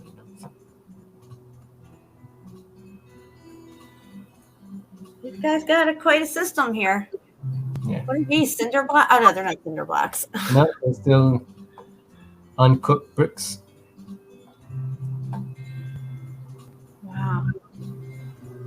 I don't know if they just stacked them, covering up, and put some fire inside. I don't know. Just like this, you know. Yeah. I'm not sure how it works. Looks nice and dirty. Looks like a nice dirty burn.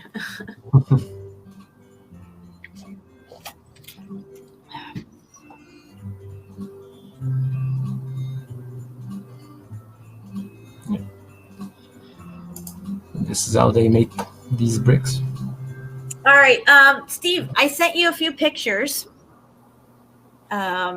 I don't know if you can bring them up on your end, but these are from the Facebook page, Mountains or Melted Brick Buildings. And I forget who posted it, but Shepu, you'll know probably. I think his name's Alessandro or something. Yes. And I just want to show like how it looks a lot like the Sodom and Gomorrah stuff. It looks a lot like the side of a mountain, but it's actually a melted building, and clearly you can make that out as well. It's like that right in between phase where it's almost to the point where you wouldn't be able to make it out at all, but there's still just enough there that you can see it was a structure. No, he's probably listening, because when we mentioned, when you showed his picture last video we made, and I gave him a shout out, and he was listening to the show. So, can you hear me, Jen? Yeah, I can hear you. All right, it's just taking my computer's saying it's not responding, so just give it a sec. It's no problem. Trying to screen share over here. But I got the photos up. I might have to just cancel out real quick. I can go to the group and show them. I don't know which one you're talking about, Jen, but there was there's like 56 pictures in the lot of them, but I think I screenshotted just a few that were really compelling for me that I wanted to bring up, but we can just run through it. Steve can bring it up. It'll be okay. Because he posted a lot of really good stuff, everybody. So I have a question that I haven't even asked yet. There's now 2 Facebook pages. There's the original page, Mountains or Melted Brick Buildings, and then there's another Facebook page that it seems to have started recently. No, I started it a long time ago, because when the whole thing with Jerry started, I just made a backup in case of anything happened to the Mountain or Melted Brick Building, because he was a moderator there, and I got you. Anything to happen, so I made just a backup in case. But never posted anything there much, just some things. But lately, a lot of people have joined without. I didn't even. I was like, wait a minute, is this still Shepu's page? What's going on here? Like, where did this page come from? I didn't even promote anything, and people were just joining, and so it seems because you have in the title all mountains or melted brick buildings. Like, you had to change it a little because you already had the one title going, right? Yeah. I just had but I think that had something to do with all the triggering going on. Like I heard people calling into the show and stuff saying, "Oh yeah, I think some of them, but it's ridiculous to think all of them are, and all this stuff like that." It's like, why does everybody think that we think this? You know what I mean? I show a particular area, and then I comment on that area, and then I move on to the next. Just like I've been checking volcanoes off of my list. I've been doing that to various locations as well. We got Steve back here trying to come back in. Let me see if I can get my mouse working here. Yeah, I know. But I just put it as a backup, and I just changed the format of it, because now there's some guides you can go and see, like other people's posts and Facebook pages and YouTube page more easier on the other one. Right. Yeah.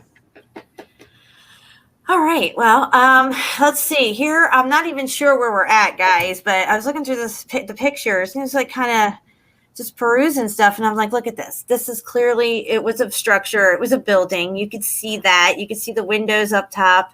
You can see the right angle wall structure here. And clearly it has been.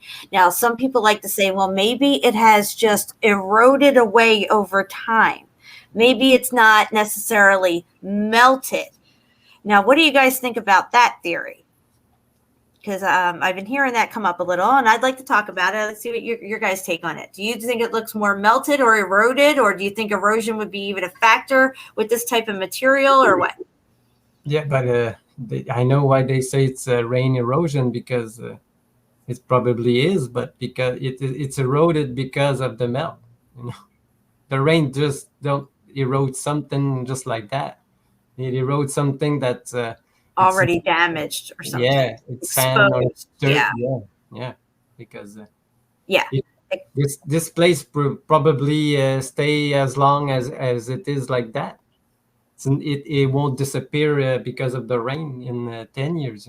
It will still be there. Because you can look at photos from the 1800s and what it looks like today, and it's the same. It looks the same. All of it does, yeah. Yeah. Yep. I agree, and it's something that I kind of feel too. It could be a combination of both, I mean, this event could have happened so long ago that it's starting to get weathered by elements like rain and wind and time, how much time.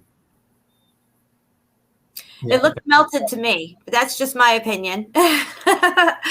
If it's in an arid area that's not subject to a lot of rain and stuff, maybe it would stay looking like this, kind of like the Sphinx enclosure looks the way it looks.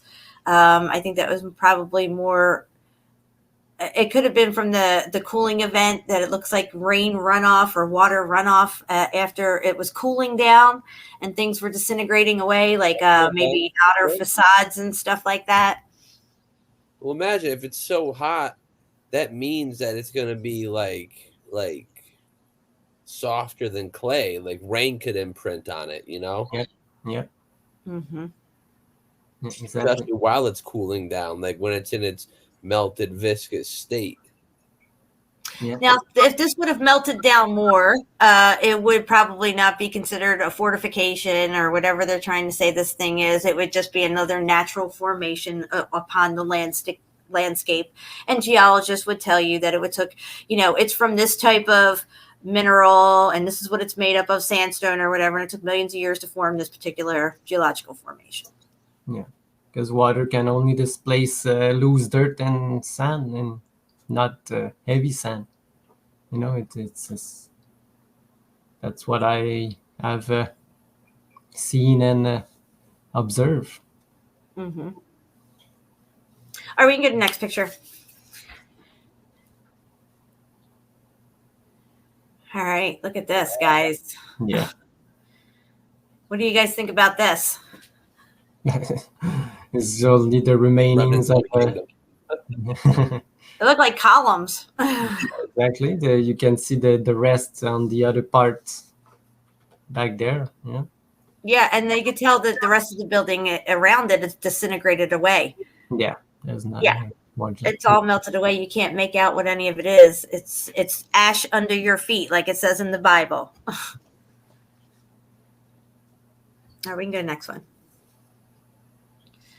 All right, here's another side view to that structure. Yeah. Clearly, there's columns, colonnade of columns, like you see in the Greek architecture, kind of like a Colosseum. I'm not a Colosseum, but the Necropolis. Yeah.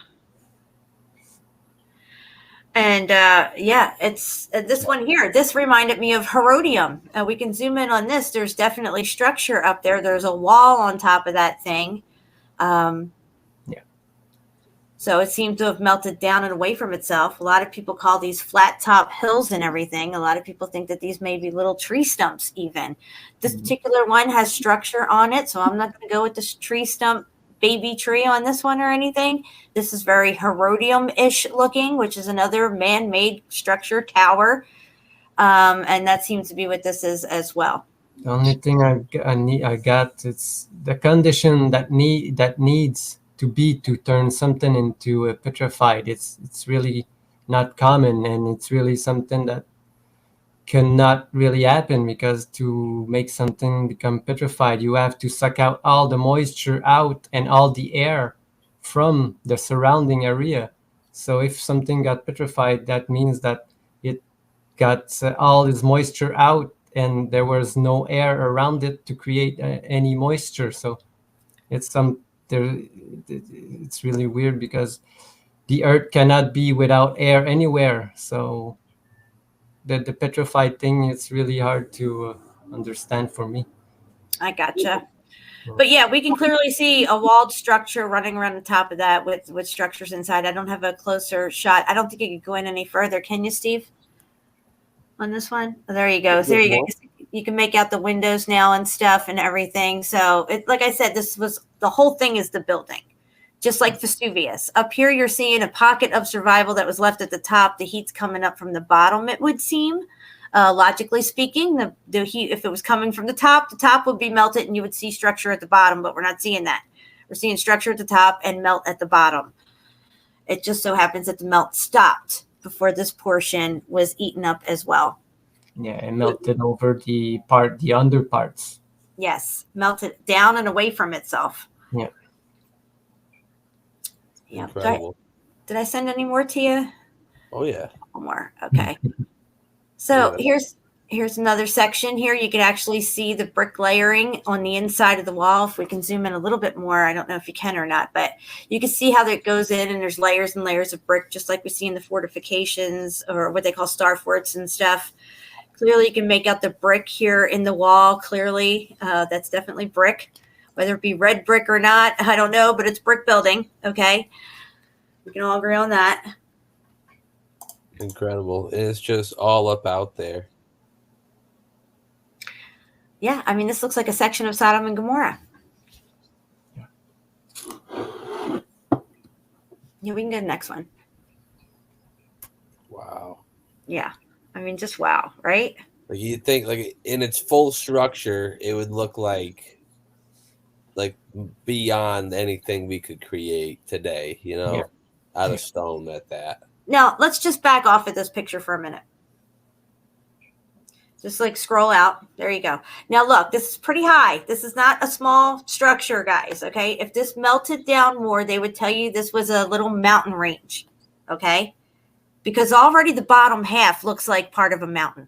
You can see that looks like what you would call an everyday mountain. But then you have this on top of it, where you can clearly make out structures that they have to say it's some sort of old ancient fortification, right? But if it had melted down more to the point where you can't really make out what it is, it would have just been considered another natural formation that people call mountains. Geologists call them mountains. Mm-hmm. Incredible. So when I say mountain is a melted building, this is what I'm referring to. This just doesn't happen to be that melted. It didn't get to that level of heat. It stopped. And this is the pocket of survival that was left. And they put a historical narrative to it. You could tell it was cooking up from the bottom, Yeah, zoom in on that bottom part. Let's ride up it and see. Because you can still see apertures, things that didn't quite close up all the way. You can see it was so hot, it was just dripping, Mm-hmm. Had that candy effect. And that's another prime example that people like Karen and all them should look at is those caves we found where you look at the ceiling and the bricks, they look like they're the tops of Hershey Kisses. She's talked about that on the show. She said that she believes that is the napalm thing, and she thought it was in Germany, but wrong, Karen. It's in Russia. Yeah. But just saying, I don't buy that historical narrative that it was a napalm accident. Okay, that's just me. If you want to buy that story, that's fine. It does prove one thing, though, that extreme heat will bend fucking, extreme heat melts fucking brick. It doesn't matter if it's isolated or it's spread out, okay? It doesn't have to just be isolated. We're talking about shit being affected by, upwards of 4,000 degrees for a certain amount of time.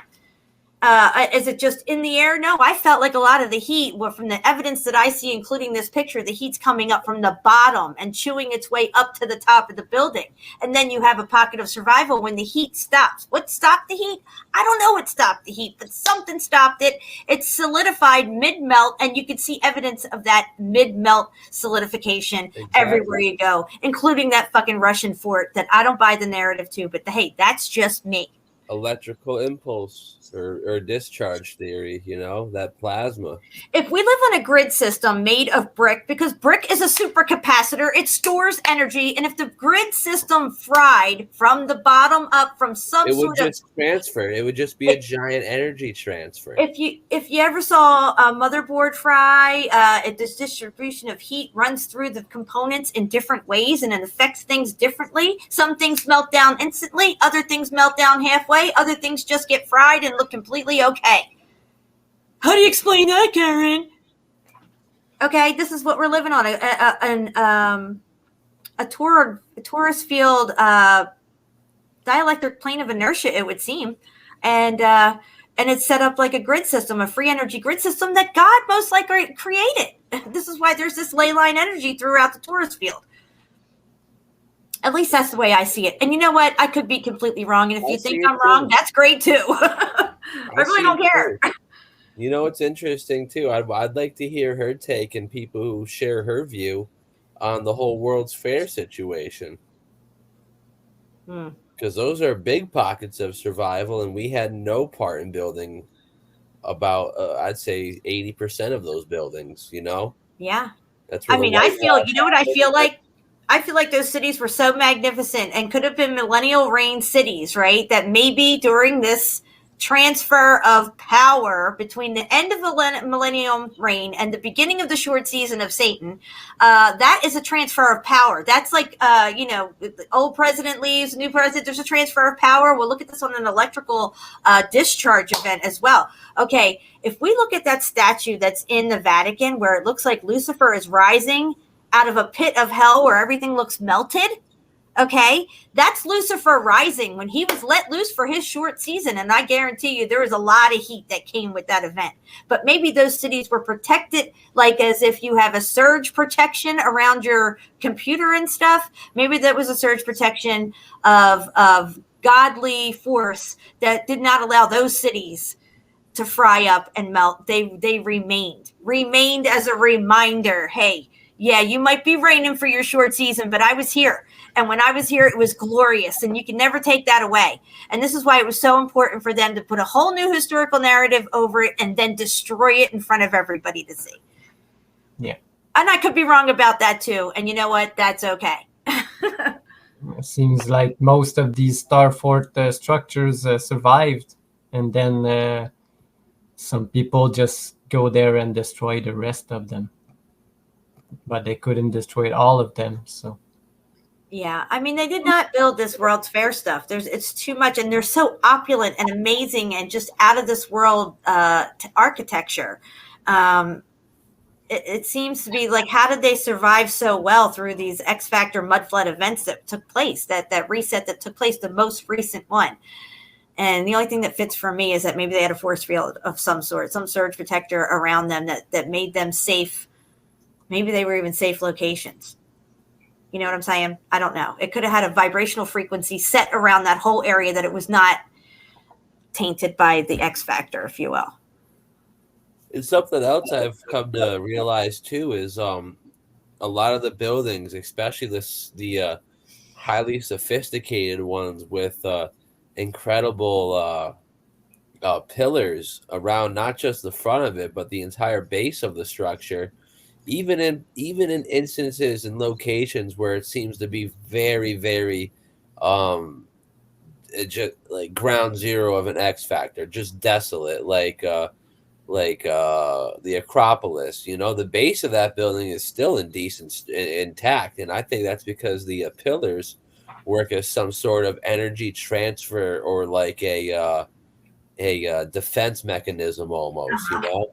Right. And I ran that by one of my friends who's an electrician, and I asked her what on some of the not electric post lines, like not the ones that carry just like the telephone lines, but the bigger ones, like the big structures that kind of cut through the woods or whatever. Yeah. And at the end of those, they have these little things that look like DJEG columns. And I asked her, what are those for? She goes, well, in case a line goes down or there's water damage or there's fire damage or there's some sort of damage, those control the energy transfer. And I'm like, wow. And that was like a holy shit moment for me. I'm like, that's exactly what they are in the buildings then. Yep. They control the transfer. Yeah, exactly. Right. These pillars are to redistribute like the weight of the building, just like the arches, you know. And people say we have nothing to contribute to this truth movement. It's crazy. If you ask me, I think you learn something new every time you come to my show. And I'm not just saying that because it's my show.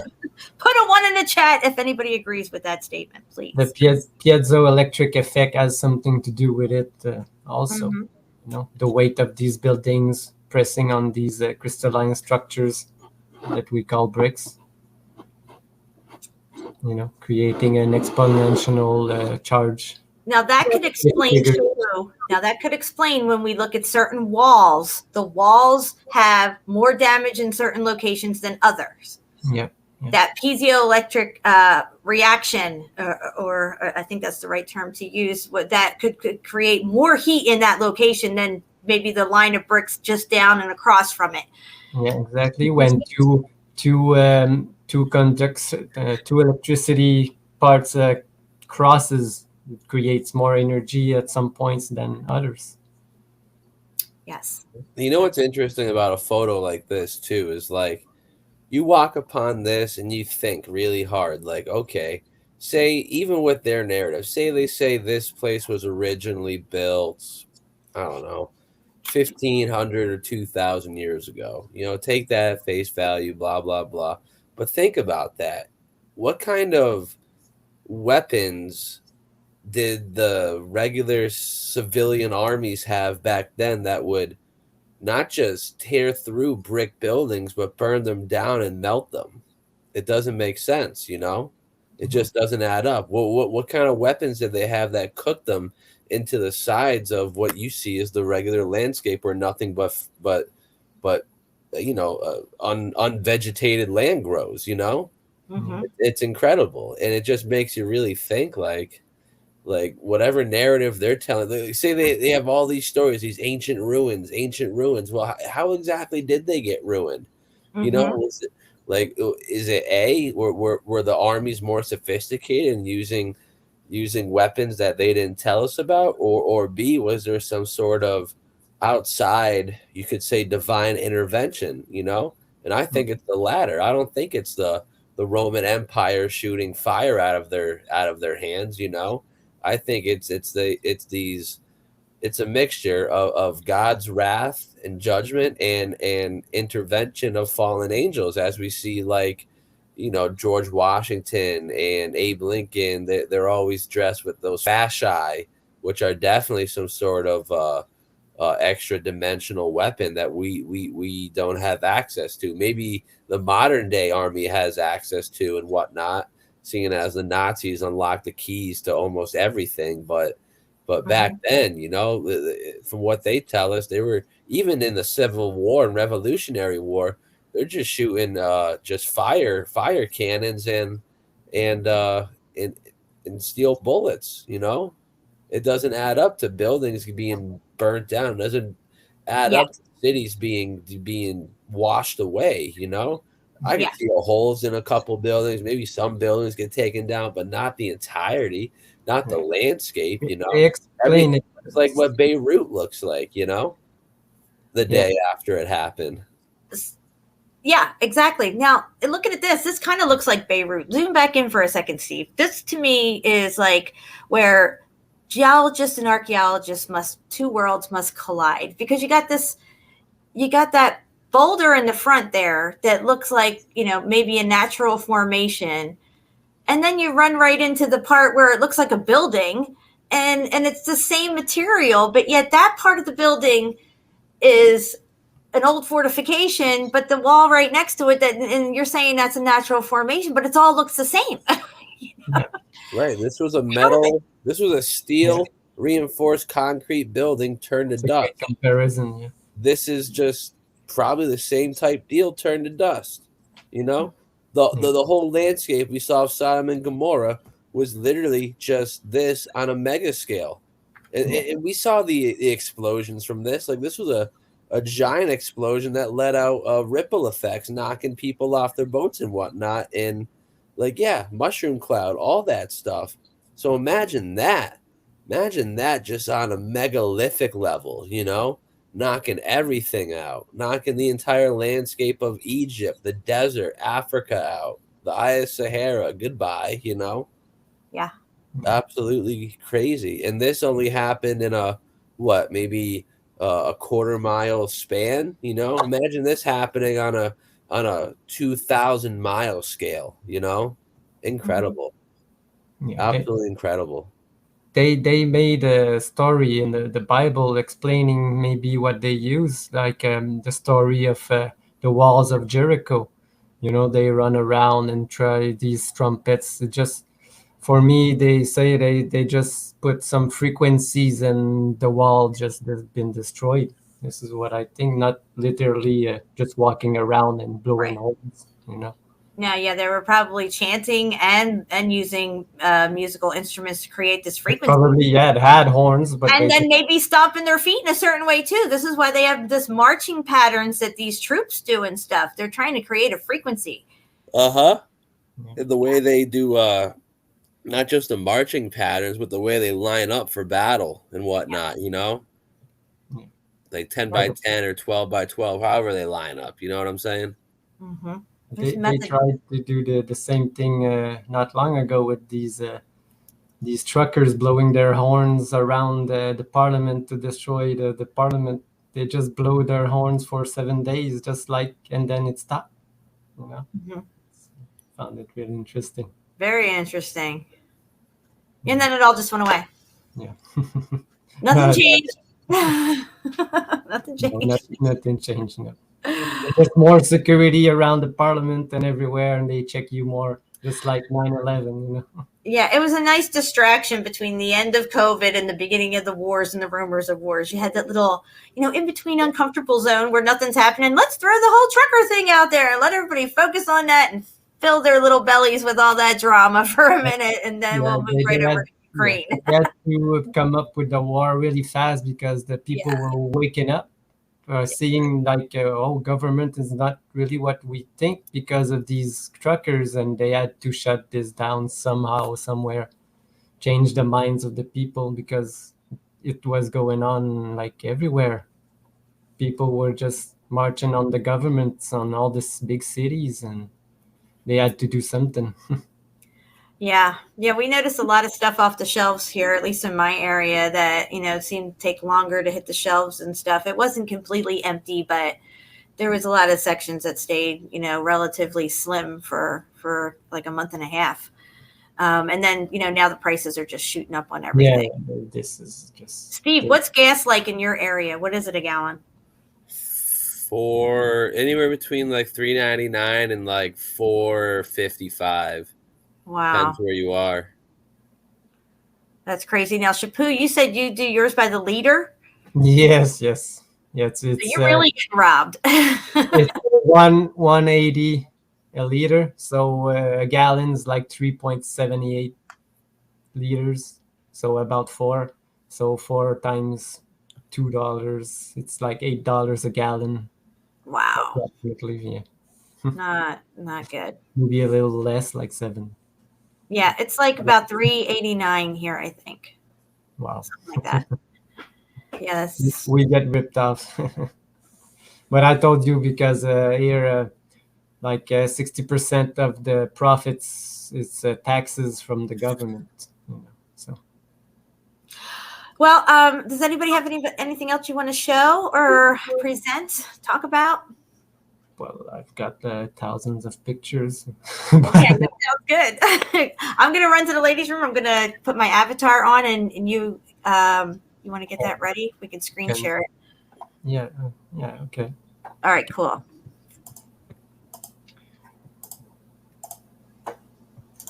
Can share stuff. You see that, Steve? It's up there. Yep, I see it. All right. Whoops. Those just pictures that I looked at. Same kind of pictures that you just showed. Let's see, it was dripping, this place. And it looks like it may have. Where is this located? Do you remember? This one is in Afghanistan. Just near the Buddha. I was gonna say the way that building would have looked in reality, but before it got hit, it definitely had that Middle Eastern vibe to the roofing of it, at least. The Indian type temples or whatever. Yes, exactly. Because this is the same place as this one. Do you know where? This place where there was a giant Buddha. Wow. But And yeah, it's not a melted building at all there, you know. no. They just built the windows slanting downwards as well. And again, it's another place that they had a war like in Afghanistan, you know. Everybody went there. They just destroyed a lot of things, a lot of places. Wow. That you can see out. Look at this, you know. So it seems like the backside of this alleged mountain former building took the brunt of the explosion. It seems like this side may have been the far side, you know. Yeah, exactly. Could have been this place, yeah, and this is. Yeah, I'm saying everything behind here was probably just like on fire, like straight lava. Then it got here and just started to recede slightly. Yeah. And who even knows how many other carvings and or statues and stuff like that are just like inside of this fortress, you know? Yeah, exactly. That's what I Miles deep. Yeah. Like this mountain, if you split it in half, maybe you will get the Oh same. yeah, you Yeah. probably find a bunch of shit in there, dude. Temples. Yeah. Oh yeah. Other Buddhas like this. Yeah. I don't know what other word to say besides temples, but you know what I'm saying. Yeah, exactly.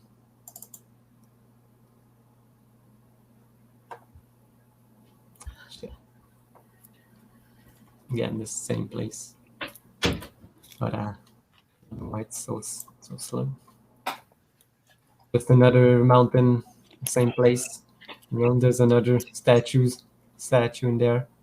That's so bizarre. Yeah. Wow. That looked melted as fuck. Come back. Did you see this one? Let's see. This mountain or building, if you want.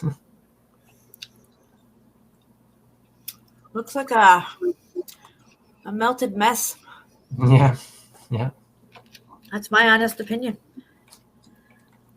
Yeah, and this is in Afghanistan, another place where there was a war between nobody. Mm-hmm. Just military go there and to destroy again. Blow up stuff. Yeah, they're always blowing shit up. And they paid Al Qaeda to do it, and they say that these are the terrorists. Mm-hmm. Same place. Again, closer look. Wow. Just wow. Yeah, there was like pillars on these under this sand on top of a hill, you know. Look at how the building. Go to that lower level and see how it goes all the way over to the end there. All the rooms and stuff. That's probably all interconnected. Just like the Georgia mountain. That's a building with all the carving in the middle of the rooms, you know, in Georgia. Yeah. And up top, it looks like a mountain. Down the bottom, it looks like a mountain. It looks like they just carved out rooms in the middle. But that's the actual pocket of survival. Look at that. You can't tell that's a building. I don't know what to tell you. If you think it's a tree stump, that's fine too. I don't care. But to me, it looks like there's structure all over that. Yes. Yes. If you dig here, you're probably going to find some other pieces of walls everywhere. Yeah. But they have made a UNESCO place. You were showing, this is the new logo, not even with the iron cross anymore. Yeah. Original He-Man had an iron cross on his chest, guys. Yeah. These are just like pictures I found lately. We're just going through. Yeah, this one I was. He's got the eye on his chest. It's like Polaris. Yeah. On top. Yeah. Interesting. And it says here, he over all stars do reign, to whom to wisdom can attain. Yeah, it's a Masonic. You can see the sun is here, you know. He's looking at it. What's it say around the edges? Go back to that. It says Astris sapiens. That's human. And then dominabitur, domination or something. Astral Man domination. Yeah. Polaris is coming back. It is. Just other cities. Now this one I found it. It's like the story of Genesis, but inside a cross you can see like Noah's Ark, the Tower of Babel. Like you see Enoch, Adam and Eve, Cain and Abel, and this is the paradise. Oh, wow. Everything, yeah. I found it really interesting. This is fascinating. And this one, look at this. What is going on here? I don't know. Looks like a mountain's melting. Hmm. There's electricity. There's like fumes coming out, or but Wow. I don't really know what it was. It does look like something's melting down. Yeah. I just found it interesting, so I downloaded it to research it later. I've got so Trippy much. looking. Like Yeah. if you were on mushrooms, it would really trip you out. Yeah, I would see probably exactly what it was then. maybe. You'll probably see eyes hidden in the background. Yeah, and arcs and stuff. Yeah, just all plans, whole city. Look at this one. It's just crazy. It's all star cities shapes. Wow, this looks like, okay, well, obviously it looks a little like Atlantis, right? But it also looks like it reminds me of when you look at Santorini and they say that it was like a center volcano that exploded and now there's only that outer rim. This looks like a Santorini before the X Factor or something. Yeah, it could be. It's written in maybe Italian or yeah, it looks more Italian than Latin. Yeah, it looks like Santorini. You could tell how the center of all that is just where like all of the energy was coming from. Yeah, can we zoom in on this? Because you can really see the star fort outlined in the center there. Yeah, look at it. Wow. That's really cool. Yeah, and they say that the people attacking these people that build this, you can see that these cannons are shooting this and they are shooting at them. But we can clearly see that that's not the case. That It's is all so around. crazy looking. Yeah, it's all around this place. Yeah, it's called Breda, they say. Does it say where it is? Does it say what land it's in? There's another Breda. Hold on, let me look at these ships. Is that an ark? Let me see here. No, there's no water here. Oh, okay. I thought there was a ship over there. Well, that goes to high 624. No, it's just people. Are they carrying something? What are they doing? They got spears up. I don't know. Oh, their spears are up. I don't know. Give me a break. People with spears built this shit. Yeah, that's the narrative. Wait, for even the- crazier is people with spears burnt down this shit. Yeah. Right? That's even crazier, Yeah. Maybe they built it. It'd take them fucking 250 years, but they burnt it all down? No. Yeah. No, surely not. I'm not that retarded. There's an Wow. historian in my Canon video that say that they had like exploding cannonballs that did all this damage. I don't think so. Yeah, that's what I thought too. And again, look, it's probably after the. Now, Steve, this reminds me of what you were saying about Edinburgh. You said that you learned that underneath Edinburgh, the foundations are made of arches. Yes. I didn't get a chance to look at none of that, but that sounds crazy as fuck. And it's probably just an example of this. They're That's what I'm mistaking thinking. arches for just an entire civilization. Yeah. Yeah, there's even like it's called the Queen's Tunnel there. You can go and take tours all of the Undercity. Yeah, you can get lost down there. Yeah. I was just watching some little it was like a ghost show, and they were exploring just underneath the city there, and I mean they got rather lost, It's probably real easy to do, there's no daylight down there, but still in a labyrinth of what they call tunnels and cave systems are just rooms and buildings, you know. Yep. If they kept going down and down and down, I would have, you know, no Yeah. bueno. Exactly. I mean, yeah, they say Cappadocia, however you say it, goes down about 13 stories, but I think it probably goes down a lot further. They're just saying that to, just, not give too much away. They can't let us know how far this shit really goes down. And I asked Evaldis, Evaldis. I Uh-huh. think he lives near this place, and I told him, "Did you ever went into these tunnels?" And he never heard of it. And he looked, and someday he will probably go and bring some footage from there. Yeah, that would be cool.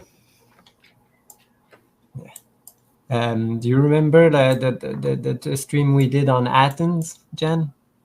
Yes. And I was showing like a gate like this that they took away like the top part. But look at this. Yeah. You see, probably was 4 stories high like this. And you know what that reminds me of? That reminds me of a pagoda, kind of, Yeah, exactly. But this was probably an aqueduct on right. top. Yeah, I gotcha. This is crazy. This whole thing, this Colosseum thing and everything is nuts. And yes, the Colosseum. I mean, I've been, all right, let me say something here because I did hear a comment made about the Colosseum. I think she might have went there or something. I went to DeSoto Caverns many times with my families living here in Alabama. It's only until the last couple of years, the last time I went to DeSoto Caverns, I knew about the whole melted building stuff. And let me tell you, going there with new eyes and the research that I had done, I was completely blown away by this place, DeSoto Caverns. And I've been there numerous times, like I said. I was actually kind of getting old. But with new eyes, it was amazing to go in there and see everything and get a better understanding that made sense to me of what happened and why things looked so melted in these caverns and stuff. So, for me, looking at the Colosseum and never been there myself, I've only looked at pictures, so I've never had boots on the ground there, but I've seen amazing, beautiful footage, photos of the Colosseum and all different angles of it on the interior. And that place got muffed up. There's major brick damage there. There'll be one side of it will be just fine. The other side will be completely cooked out and melted away or dustified. Yeah. And I can tell you something that being there, you get overwhelmed by the biggest thing and the beauty and the huge structure. But it's the same thing when you play a sport. When you play a sport, you don't think about all the things that's around you. You just think about what you're doing right now. And when you look at some footage of you doing the sport now, you can see like the mistake you made and the things that you made. And we do the same thing. We're not like at the place, but when you're at the place, you cannot see the entirety of the place, but as with pictures that you look afterwards, you can see like the place that you never thought you would see if you went there, from Right. Eye up high pictures and some place that nobody went, but somebody took pictures of it, That's what I like with these pictures, because even if you're there live, you cannot see it all, Yeah. Just my point. But you can see look at the size of these cannons and look at the size of these cannons. I don't know what's going on there.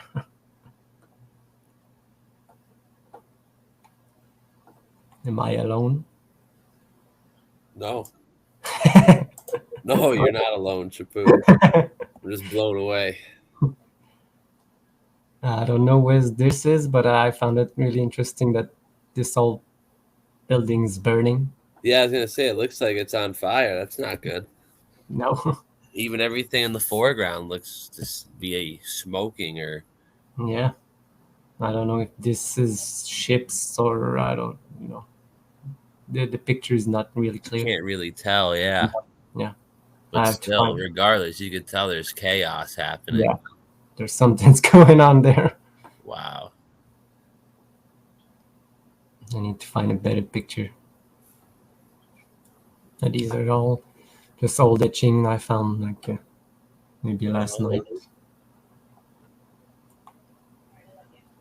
while searching for another thing again. I'm right here, guys. Sorry, I had to take a phone call. This is one I sent you, Jen. Oh, yeah. Look at that. Yeah, it's just a crazy place. Don't know what's going on in the middle, but looks like there's fire coming out. Huh. Looks like everything's going on in the middle. Yeah, this is clouds all It's like a around. machine or something. I was gonna say, Yeah. 5-pointed machine. Interesting. Yeah, I don't know. it's like some kind of machine. Yeah. People are walking into it and they're going around it. I don't know what they're doing. Maybe they're Go into the middle part. very strange. Yeah. Maybe it's the first World's Fair. It could be. Tramontana. Because I don't know where it is really. Oh, look at this. Wow. Wow. That's cool. Look at all these people hanging out on these balconies. It's just all buildings. It's one building. Yeah, it's one building. Yeah. So cool. That's right. That's what I'm saying about all these cities. You know, they're all just one giant fortress. You know, especially the little city towns near me. It's crazy. You'll have these shops. They're all set up down the street, and they go right down the hill. But it's just one building that continues. It's so crazy. Yeah. Yeah, it's all the old world cities are all made like this. All one building, all interconnected. Like here in Ottawa, it's the same thing. But, Andrew B says, regarding ancient structures that are made purely of clay/dirt, I think Petra and Jordan should be examined. Yeah, I think Petra and Jordan is really good evidence for some type of extreme heat event in that location. Everything's warped out and janky looking. It couldn't have been carved like that. Seems like there's some pockets of survival amongst the meltification. Right. And Petra for me is a prime example of that. It's either A, some sort of like X Factor heat event took place, or B, we're living on a globe and fucking meteors hit it, you know? And I don't think it's the latter. Oh gosh, yeah, these guys look like they're having Look fun. at these. I'm about to say we're at the fair. yeah, but you two know this place. You've made a couple of videos about this place. This is a Saxeowam. Exactly. I knew it.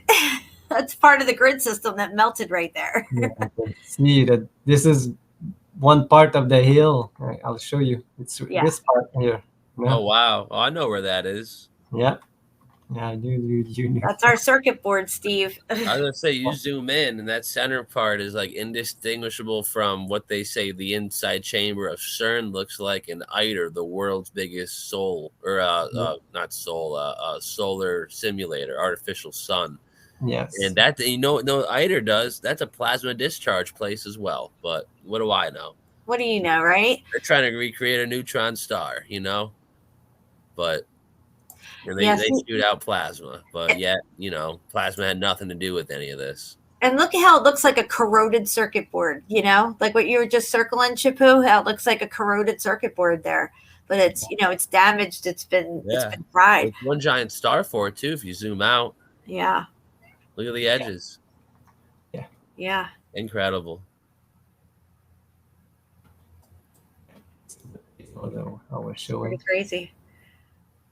Another place in Saxeowam that nobody talks about. What? I never saw this place. What's going on here? You need to zoom in. This is near Saxeowam? Yeah.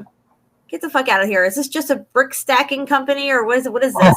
It's probably, yes. That's what it looks like. I don't know what's going on. I never even saw this site. This is new to me. And right there on the side, you could tell how like they got so hot they just blocked. Yeah. Yeah, so a lot of people have been talking about that, how, you know, popcorn effect.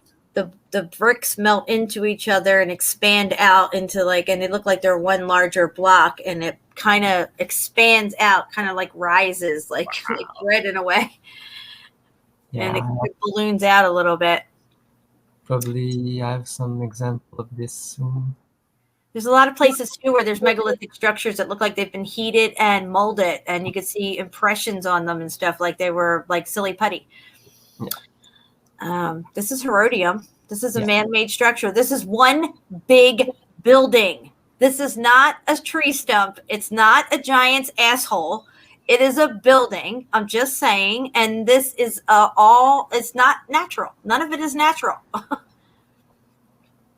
Nope. Because everywhere they dig, they found walls and structures all around this place. Yeah. Yeah.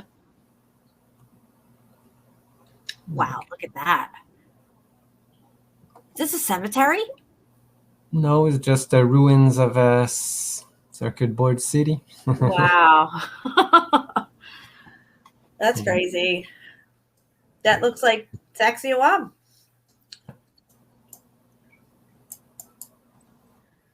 These are just pictures from a post I made this morning. Oh, there you go. Teotihuacan. Is that the Pyramid of the Sun or the Moon? Yes, son, yeah. And this has already been proven to be like circuitry, and they've compared it to components on the grid system, on a circuit board system. I remember seeing posts like that, like about circuit boards in places, this place and other like places, like 5, 10, 15 years ago, you know? Oh, yeah. That was already a thing, but now it's like, holy shit, were we so wrong, you know? Like Exactly. we were right, but like we were looking at it wrong. Exactly. You know? See, again, they had us focused on one location that looks like this, but all these other locations just happen to look like this too. So is 1 + 1 2 or what? I don't know. It seems like. Imagine if all this was covered by dirt, you'll have the Bosnian pyramid, you know, but it's much bigger. Yeah, it's much bigger than this. Again, this one. Yeah. So this is what it looks like today, because it was all rebuilt. Because if you find a picture from the 1800s, all of these are destroyed, all covered by trees, dirt. Yeah, just like the World's Fair, they just did a little whitewashing, you know? Yeah. They trimmed it down, and they're like, oh, we can make money off this, you know? Yeah, and we have to also realize that they put historical narratives to all these places, guys. They have a timeline, and they're able to fit these certain areas and certain structures into their timeline, and to help corroborate their story. Okay, and they give it like, look at this place. I love this place, and this is very Herodium-ish too, as well. Yeah, this one is in Peru again. And they'll say either, you know, an ancient civilization built this, you know, they're going to steer you away in having an archaeological narrative to it. This is the first stage that they uncover. I'll probably show you. Look, this is what they are digging. Look at the size of it. From top, you don't see like the size of it, but it's so big. Wow. 100-foot wall. Yeah. Incredible. So this is what they have uncovered now. Yeah, this thing is very component looking as well when you see it from the air. I remember this place. Yeah, right here. This is the money shot right here, guys. That's the same place as this. Yes, yes. They're down there. Now they have uncovered more. And it's just, it looks like circuitry. It really does. It's very component looking. It's functional to the grid system in the area, whether people live there and live their lives doing whatever they did within this place as well. It had a functionality on its own, just from the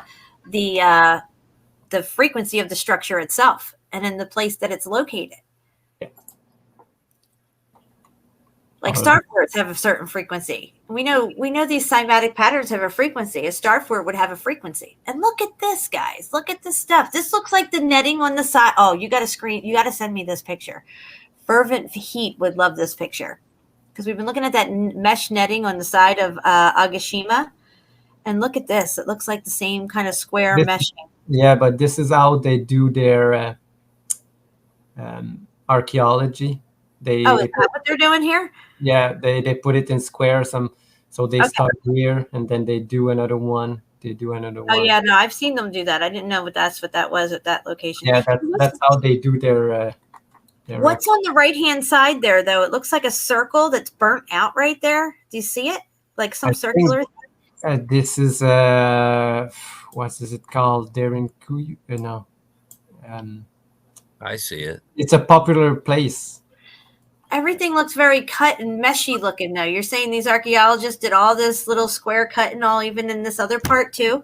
Yeah, no, not what inside, but the square part. Yeah, they just they like make a grid and just dig. And they uncover it. Yeah, because just very structured right underneath of all that. It's just like it's just buried. Yeah, probably more structures everywhere. Oh yeah, you can see here a remain of some walls, but they don't even like dig there. Concerned with planting shit over this stuff. Like this. It's look at that. Again, some kind of mount. That's crazy. Look at that. Looks like a circuit board. That looks like a melted circuit board. Tell me that doesn't look like a melted circuit board. Wow. I wish I could, but it does. It's exactly like a melted fucking corroded circuit board.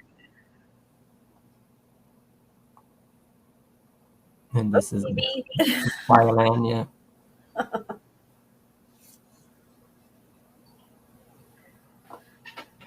Wow. And that's what I'm saying, that these guys and these guys build the same exact way.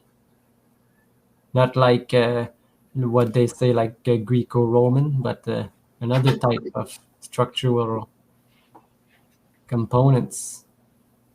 But they're really far away.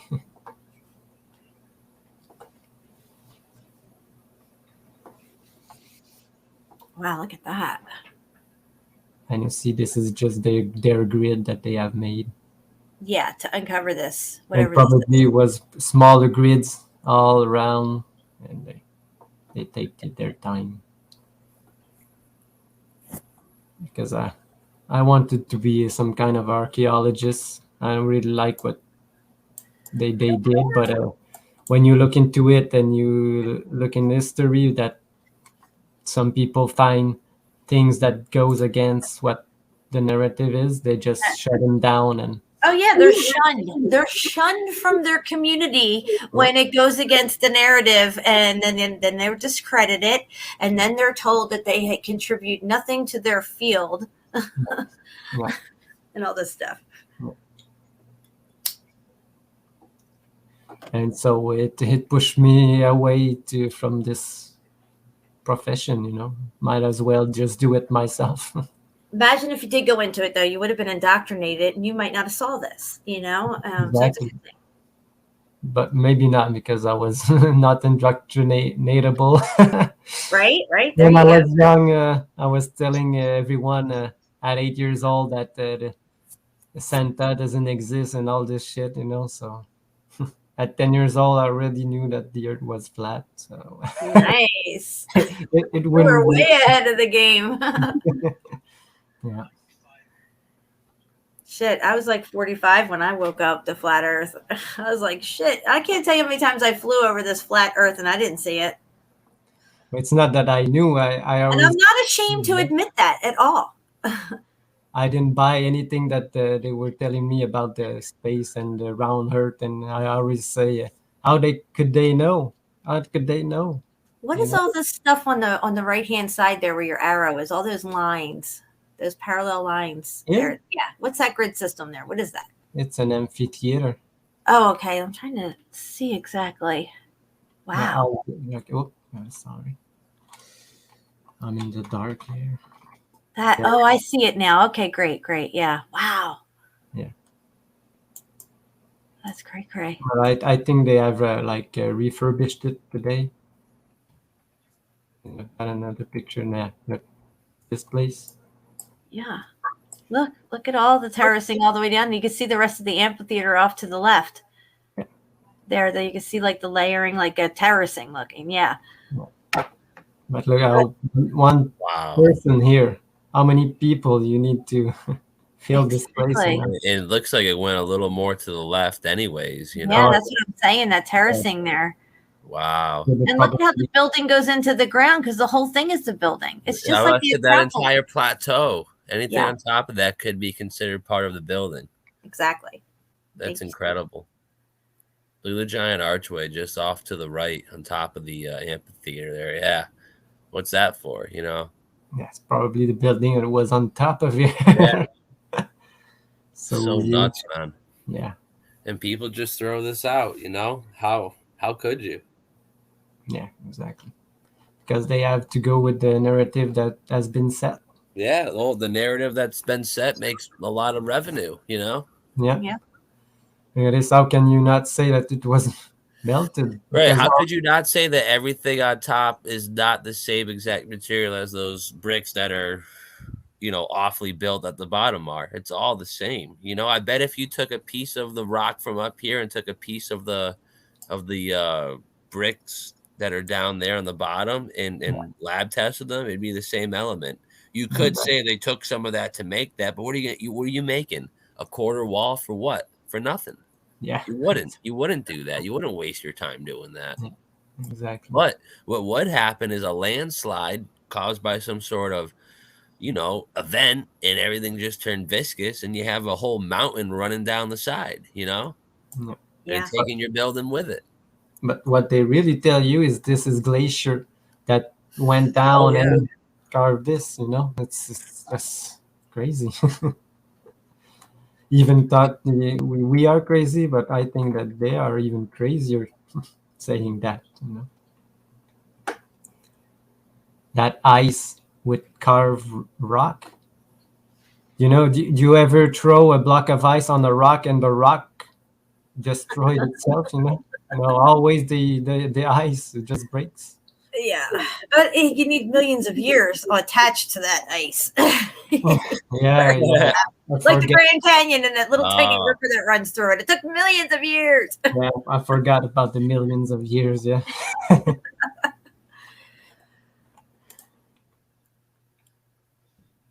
Inside. It's many of these. Wow. Yeah, that's melted as fuck. Yeah. At the very least, it's all muffed up. It seems like it's dustified to a certain extent. Oh, yes. Exactly.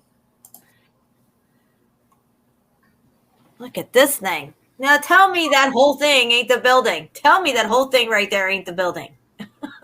Yeah, you should see on the other side. Yeah.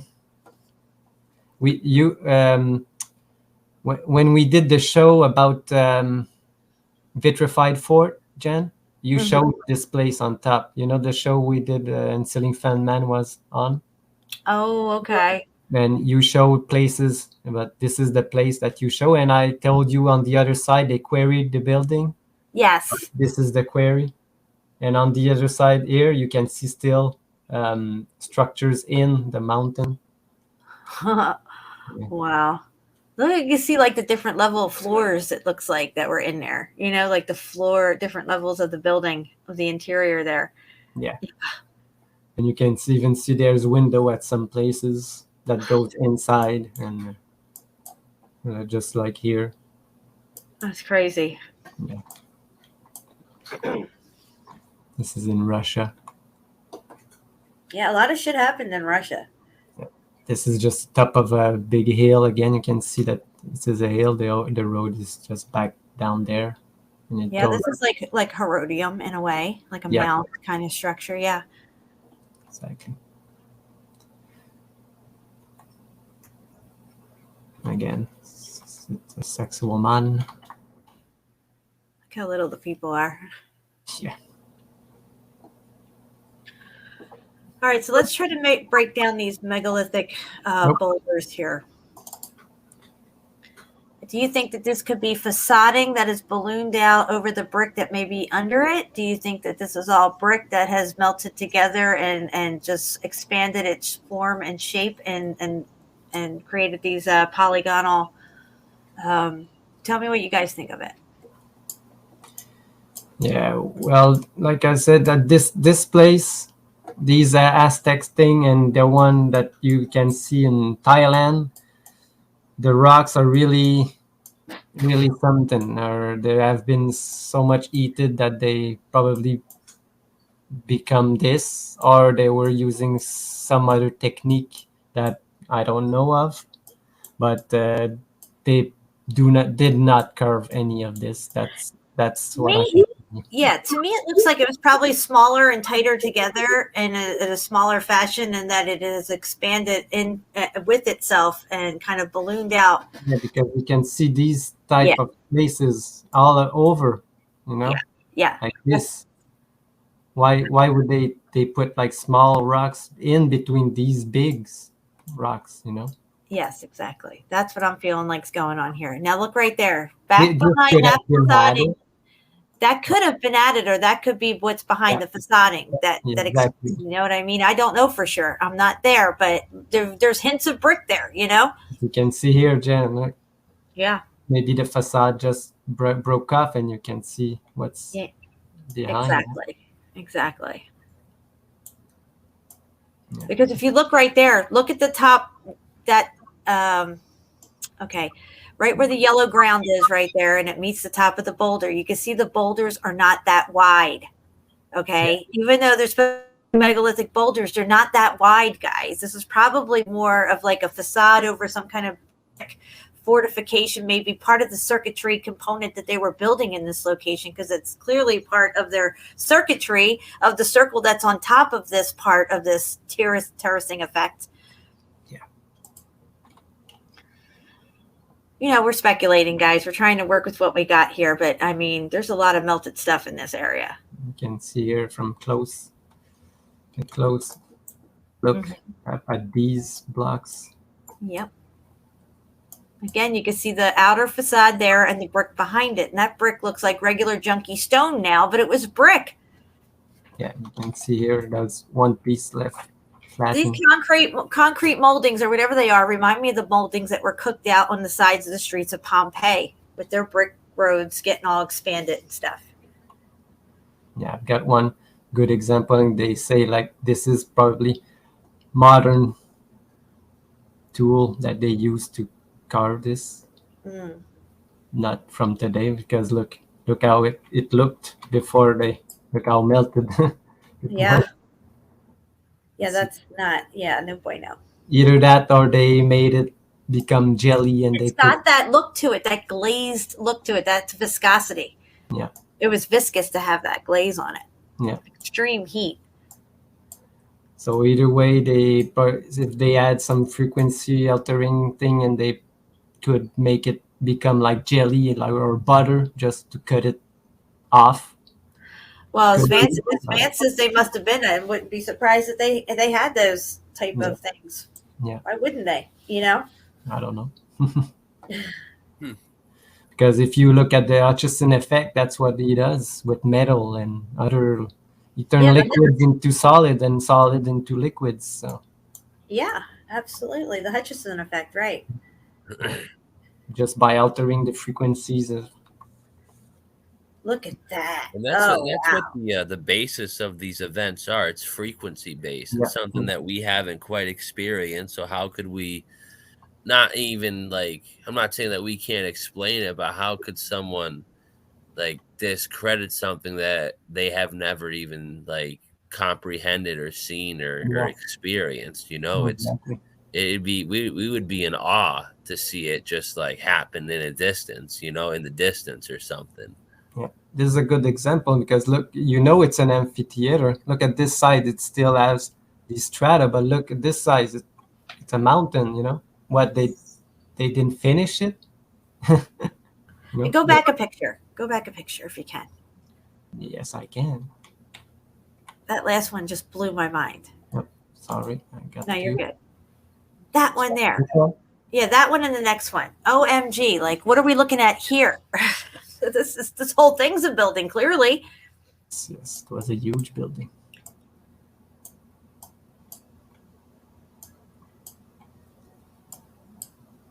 Now go to the next picture real quick, because that one really just jarred me. It was like, wow, look at that. Yeah. Yeah. You can see it's a big hill. Yep. But it wasn't a hill. And look at those circular things in it down there in the front. Yeah, what is that? I don't know, probably wells or things that goes on the ground. Cannot really say. Yeah, this has a circuit board feel to it as well. Yeah. Component, very component looking. I got like a... Wow, that is cool. Go back to that one. Look at that. That's pretty crazy looking. Yeah. It's all green. Look, we saw in that one etching, remember, from Galactica, the amphitheaters were cut in half, some of them, and they had massive obelisks in them. Yes. If you look at this round one here in the front with that square shape in the center, they could have had a massive obelisk in there.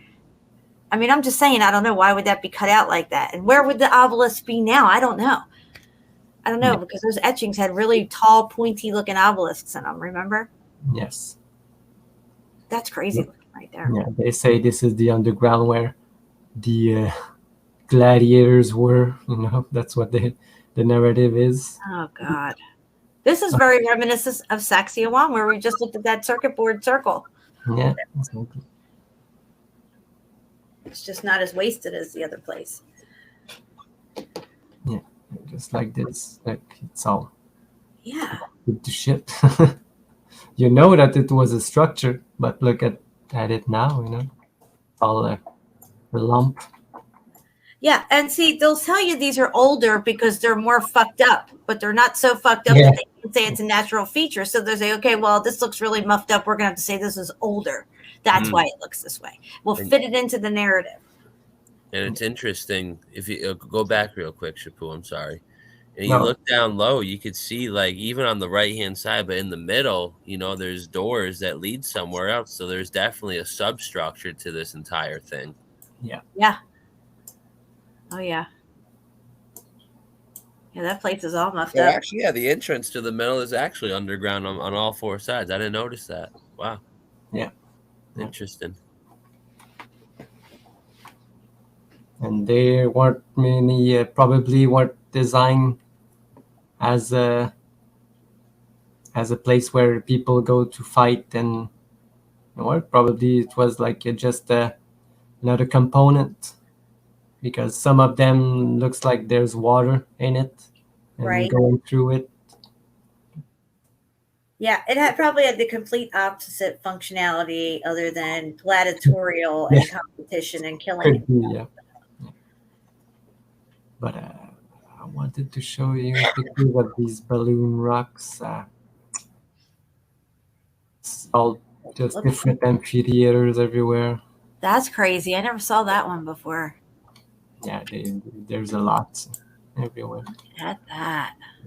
And is that water in the center, or is that just the ground? That's no, ground. Yeah, just ground. I think I thought it was like a little lake there, white stuff. I don't know. Wow, that's crazy looking. That definitely looks like a component. It had a functionality other than entertaining people, for sure. Mm-hmm. Yeah. For me, they look like what India use as water reservoirs. Oh yeah. Yeah, I saw that where the water runs down the steps, kind of thing. That's what you're talking about? Yeah. And I thought that was an amphitheater when the first time I saw it. I thought there was. I had the pictures of it. Look at this. This is a cemetery. Look at this. This is a cemetery. What they did with a cemetery, yeah. Look. Wow. In the middle of nowhere. Oh, let's do a cemetery there. Crazy. There's a church. Look. Nothing to see here. Look at that. That's just like Saxiawam. Yeah. Huh. That's funny. So I don't know if it was an amphitheater too, but Ish. It's definitely amphitheater-ish. yeah. And again, this Yeah, one is that looks like that one and the next one looks like a fried circuit board, all corroded and stuff. Yeah. Wow. What is that? Is that like an old airport or something? It's crazy looking. This is another place in Peru, I think. It looks identical to a muffed up, corroded, burnt out circuit board. Yeah, it's just this place, but further away. Oh, okay. Yeah, go back to that last picture you just had up. That looks like a cooked component for sure. Wow. Yeah. Mind blown right there. This is again Sacsayhuaman. But that's not the picture. I think this is what we know of the Coliseum today. But this is how they found it. Look around all these. Let me see here. I'll just zoom in. All these melted structures all around it. Yeah, I see it. There's all kinds of stuff. All this, it's not there anymore. We just took away all this. And this. Wow. Yeah, you can see a brick still, but if you go today, it's only a lump of, it looks like just dirt. Huh.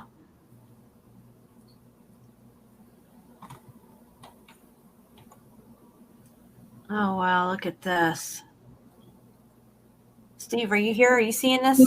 Oh, I'm seeing that. This looks kind of like that thing in India up on the ceiling that we were looking at, remember? But this is down on the inverse of it, yeah. like a turbine or something. Okay. This is just how they refurbish what they found into something new. Yeah. They love doing that. Yeah. And this one looks like they are just building a new amphitheater on top of an old one. Very component looking. Yeah. Why do you need to build all these kind of structures in the middle? It looks like a speaker as well. Oh, look at Oh, this. yeah. Wow. Oh, wow. Some kind of star fort, but with the Tower of Babel in the middle. That's crazy. It looks just like Herodium. Yeah. Wow. Exactly.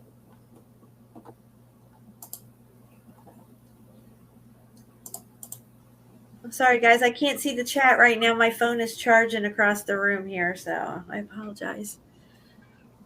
Wow, that's definitely a cooked out grid system. Yeah, you can see like modern, not modern, but old world building, but this was there. So they're just The building. foundation, yeah, the foundation there is like just, wow. It's already there, yeah. That looks a lot like Saxiawam as well. I mean, Yeah. imagine the rest of it all cooked away and that thing was left there, you know, the Saxiawam. Yeah, exactly. So they're just building a new thing on top of this, like they always do. Like they always do. Use that foundation. Yep. Yeah. Cover it up. Build something on top of it. Just like this. Wow. And this place is just crazy. What the F is going on here? Is this a tree stump? Nope, it's a building. This could be a tree stump. It could be. I'm just saying. Let's see. Let's zoom in on it. What do we got? This is interesting. You can see that there's There's a building there popping out. and all around it too. It looks like that. Look, go back to that building popping out the side of it. That looks like the building popping out of the side of Vesuvius that I found. Remember? Yes. In the video? Just hanging out there on the side of Vesuvius, a fucking building. Yes. That's crazy. Yes. That is interesting. You think it had a moat around it? That's what we're looking at here? What do you think, Shepu's going on with this? It probably was big walls all around it, and now they're all destroyed. And Could have been a small little water canal at the bottom there. Yeah, could have been the water all around too. It's really cooked up top too in the center. Like Oh, you can see how it's like just nothing up there, mushy. Yeah, so the mud flood came from nowhere. All this came from the building ash, the destroyed building that filled all It the just came in on itself. Yeah. From the bottom, it seems. Just kept cooking up and up and up and up and up. Yeah. And that's where people get the misconception, you know? If all that shit wasn't on top there, they'd be like, oh my God, it's a tree stump. But I disagree. You can see that probably here, this is like a bridge. That's what I was saying. That's why I thought there was maybe water in the bottom originally, because there's a bridge there. And at the bottom where you are right now, if you scroll all the way down, like, to the left there, that could have been like maybe remnants of a bridge. Oh, yeah, that thing sticking out right there. Yeah, could be part of that bridge. Yeah, I see what you're saying, That Steve. could have been like a fountain. Yeah. So either would way, make you have your sense to entrance and your exit to the the center fortress. Right. And look at that part caving in up top there. There's that little circle thing we saw in Peru. God damn it. Yeah. That's good. I'm just stepping to the bathroom real quick. I'll be right back. All right. Wow. And you can see how big it is. All right, so let's talk about the grid system and it frying and how certain things are fried and other things are fine and stuff like that. We all have different theories on that. Michelle Gibson, if you don't know her channel, you can subscribe to her channel. She does a lot of really good work on the grid system and how it was set up like an electrical component and how things may have fried in certain locations. Some type of heating event that took place that made the grid system fry. Certain places got hit really hard and really intense, and maybe for shorter or longer periods of time in certain locations. It's kind of like a branching out effect.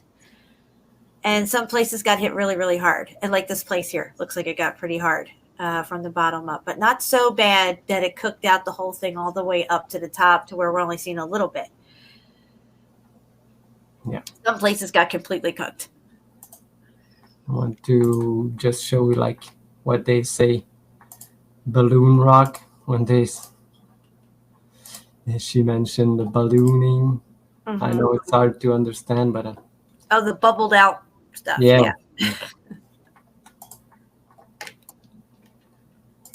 Because all the things expand when you know, like they can carve everything. Like I said, why would they left this? You know, they wouldn't put a rock just straight up with bricks underneath and on top. Yeah, they wouldn't do that. So what is that there? What is that? Could that have been something that was along the interior wall of the interior of that space there that could have got extra heat to it in that location and melted inside out, pushing out with the heat that it just went all together in that one spot and expanded outward. I don't know. I wasn't there, but I mean, that could be what happened. Just saying. Look at these things. You don't build a castle on these rocks, you know? Yeah. You really don't. I don't know what else to say. Because if they're so advanced that they can carve everything, why didn't they remove all this and make it? And why would you pick such a weird, janky location to build all your stuff with all these big, precarious boulders around? Yeah. I mean, that don't look at this wall right here. Yeah, you can see the facade, like what you were talking about, Jen, that this part just fell off. You can see the bricks underneath. That's right. But if there weren't any places fell off, you would think that it's a big rock wall. Yep, just like that boulder above it even. It could be that same way, halfway into that boulder there on exactly. beyond that brick. Yeah, and you can see that the size are different, just like we showed you in Sexual Man. Sexual Man.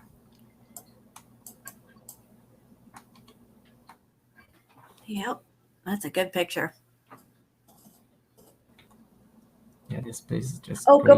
Go back to that. Go look down. See at the bottom of the picture, you can see all the structure and it's cooked out and stuff, but you can still see the structure. And then you're going up. The whole thing is the building, guys. It's all of it. Yeah. Just one building. Yep. Interconnected buildings. Just like in that photo / drawing of the retro futuristic stuff from Metropolitan or whatever the heck it was. Yeah.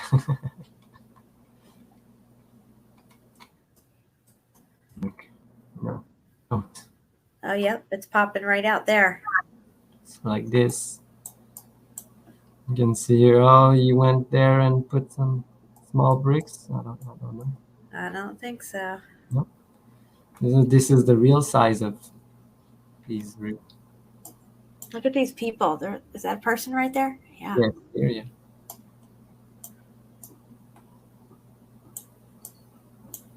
Wow. Yeah. Yeah, look at that. Why would they build that like that? Yeah. What is this, in the rock? This corner, What is doing there? Here you can see, looks like a facading, Jen. Oh, yeah, it does. It could be like a rock curtain that came down and covered stuff. Yep. Yeah. But it definitely covered some stuff. It's popping out. Yep.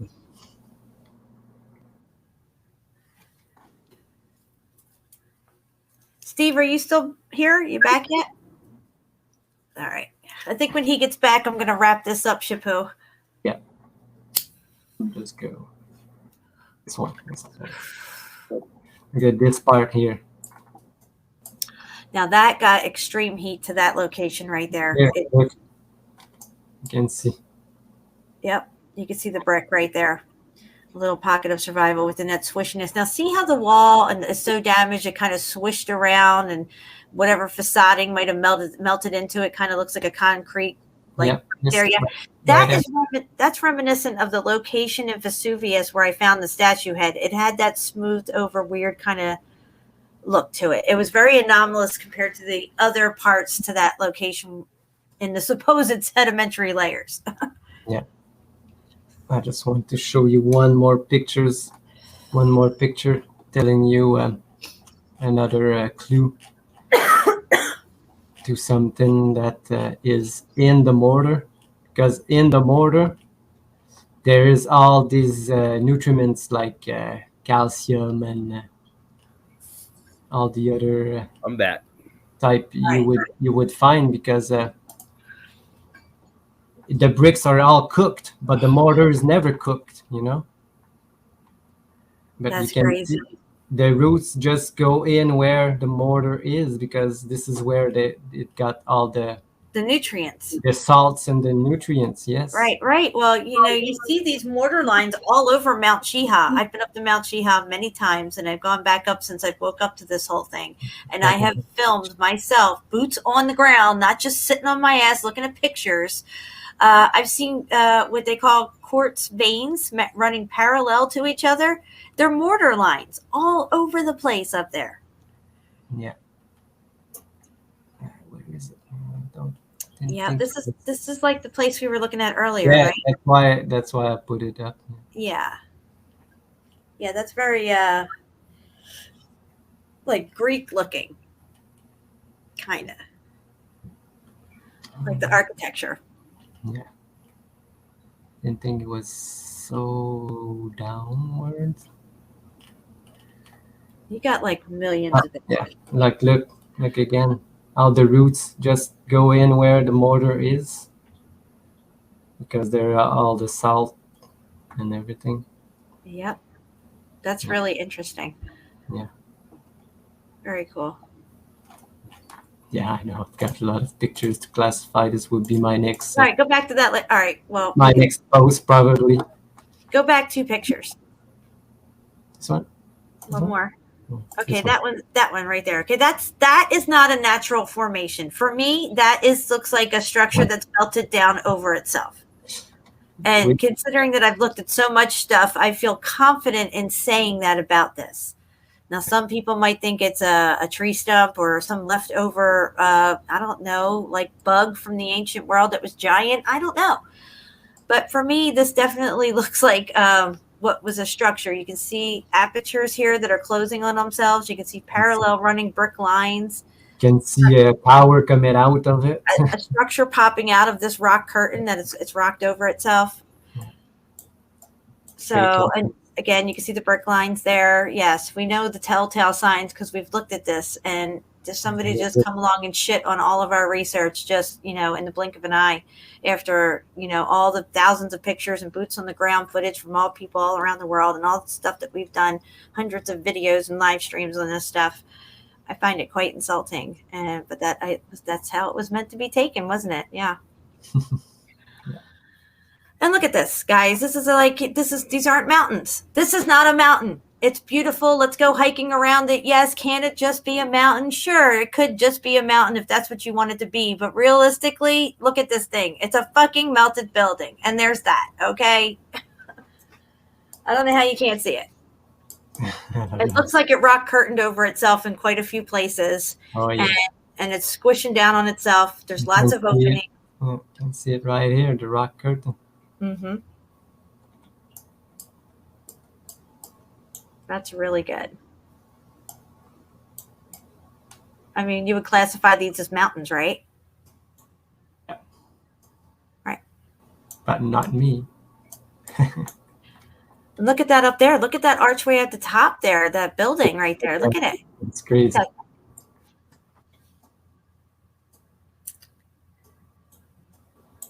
Yeah. This is in Meteora in Greece. Oh, this is in Greece? Yeah. Wow. It's the same place. Look at this one. You can see the building right here inside of it. Oh yeah, let's zoom in on that if we can. Yeah, I've got one with the building, but I think I can. Oh, I see it. Yeah, I see it. Crazy, eh? Dude, even in that lower right-hand corner, it looks like there's some. Yeah, right there, trying to pop out too. Yeah. Steve, are you seeing this? No, he's still peeing. He was back for a second. He said something. Oh, okay. Okay, look at this, guys. Wow.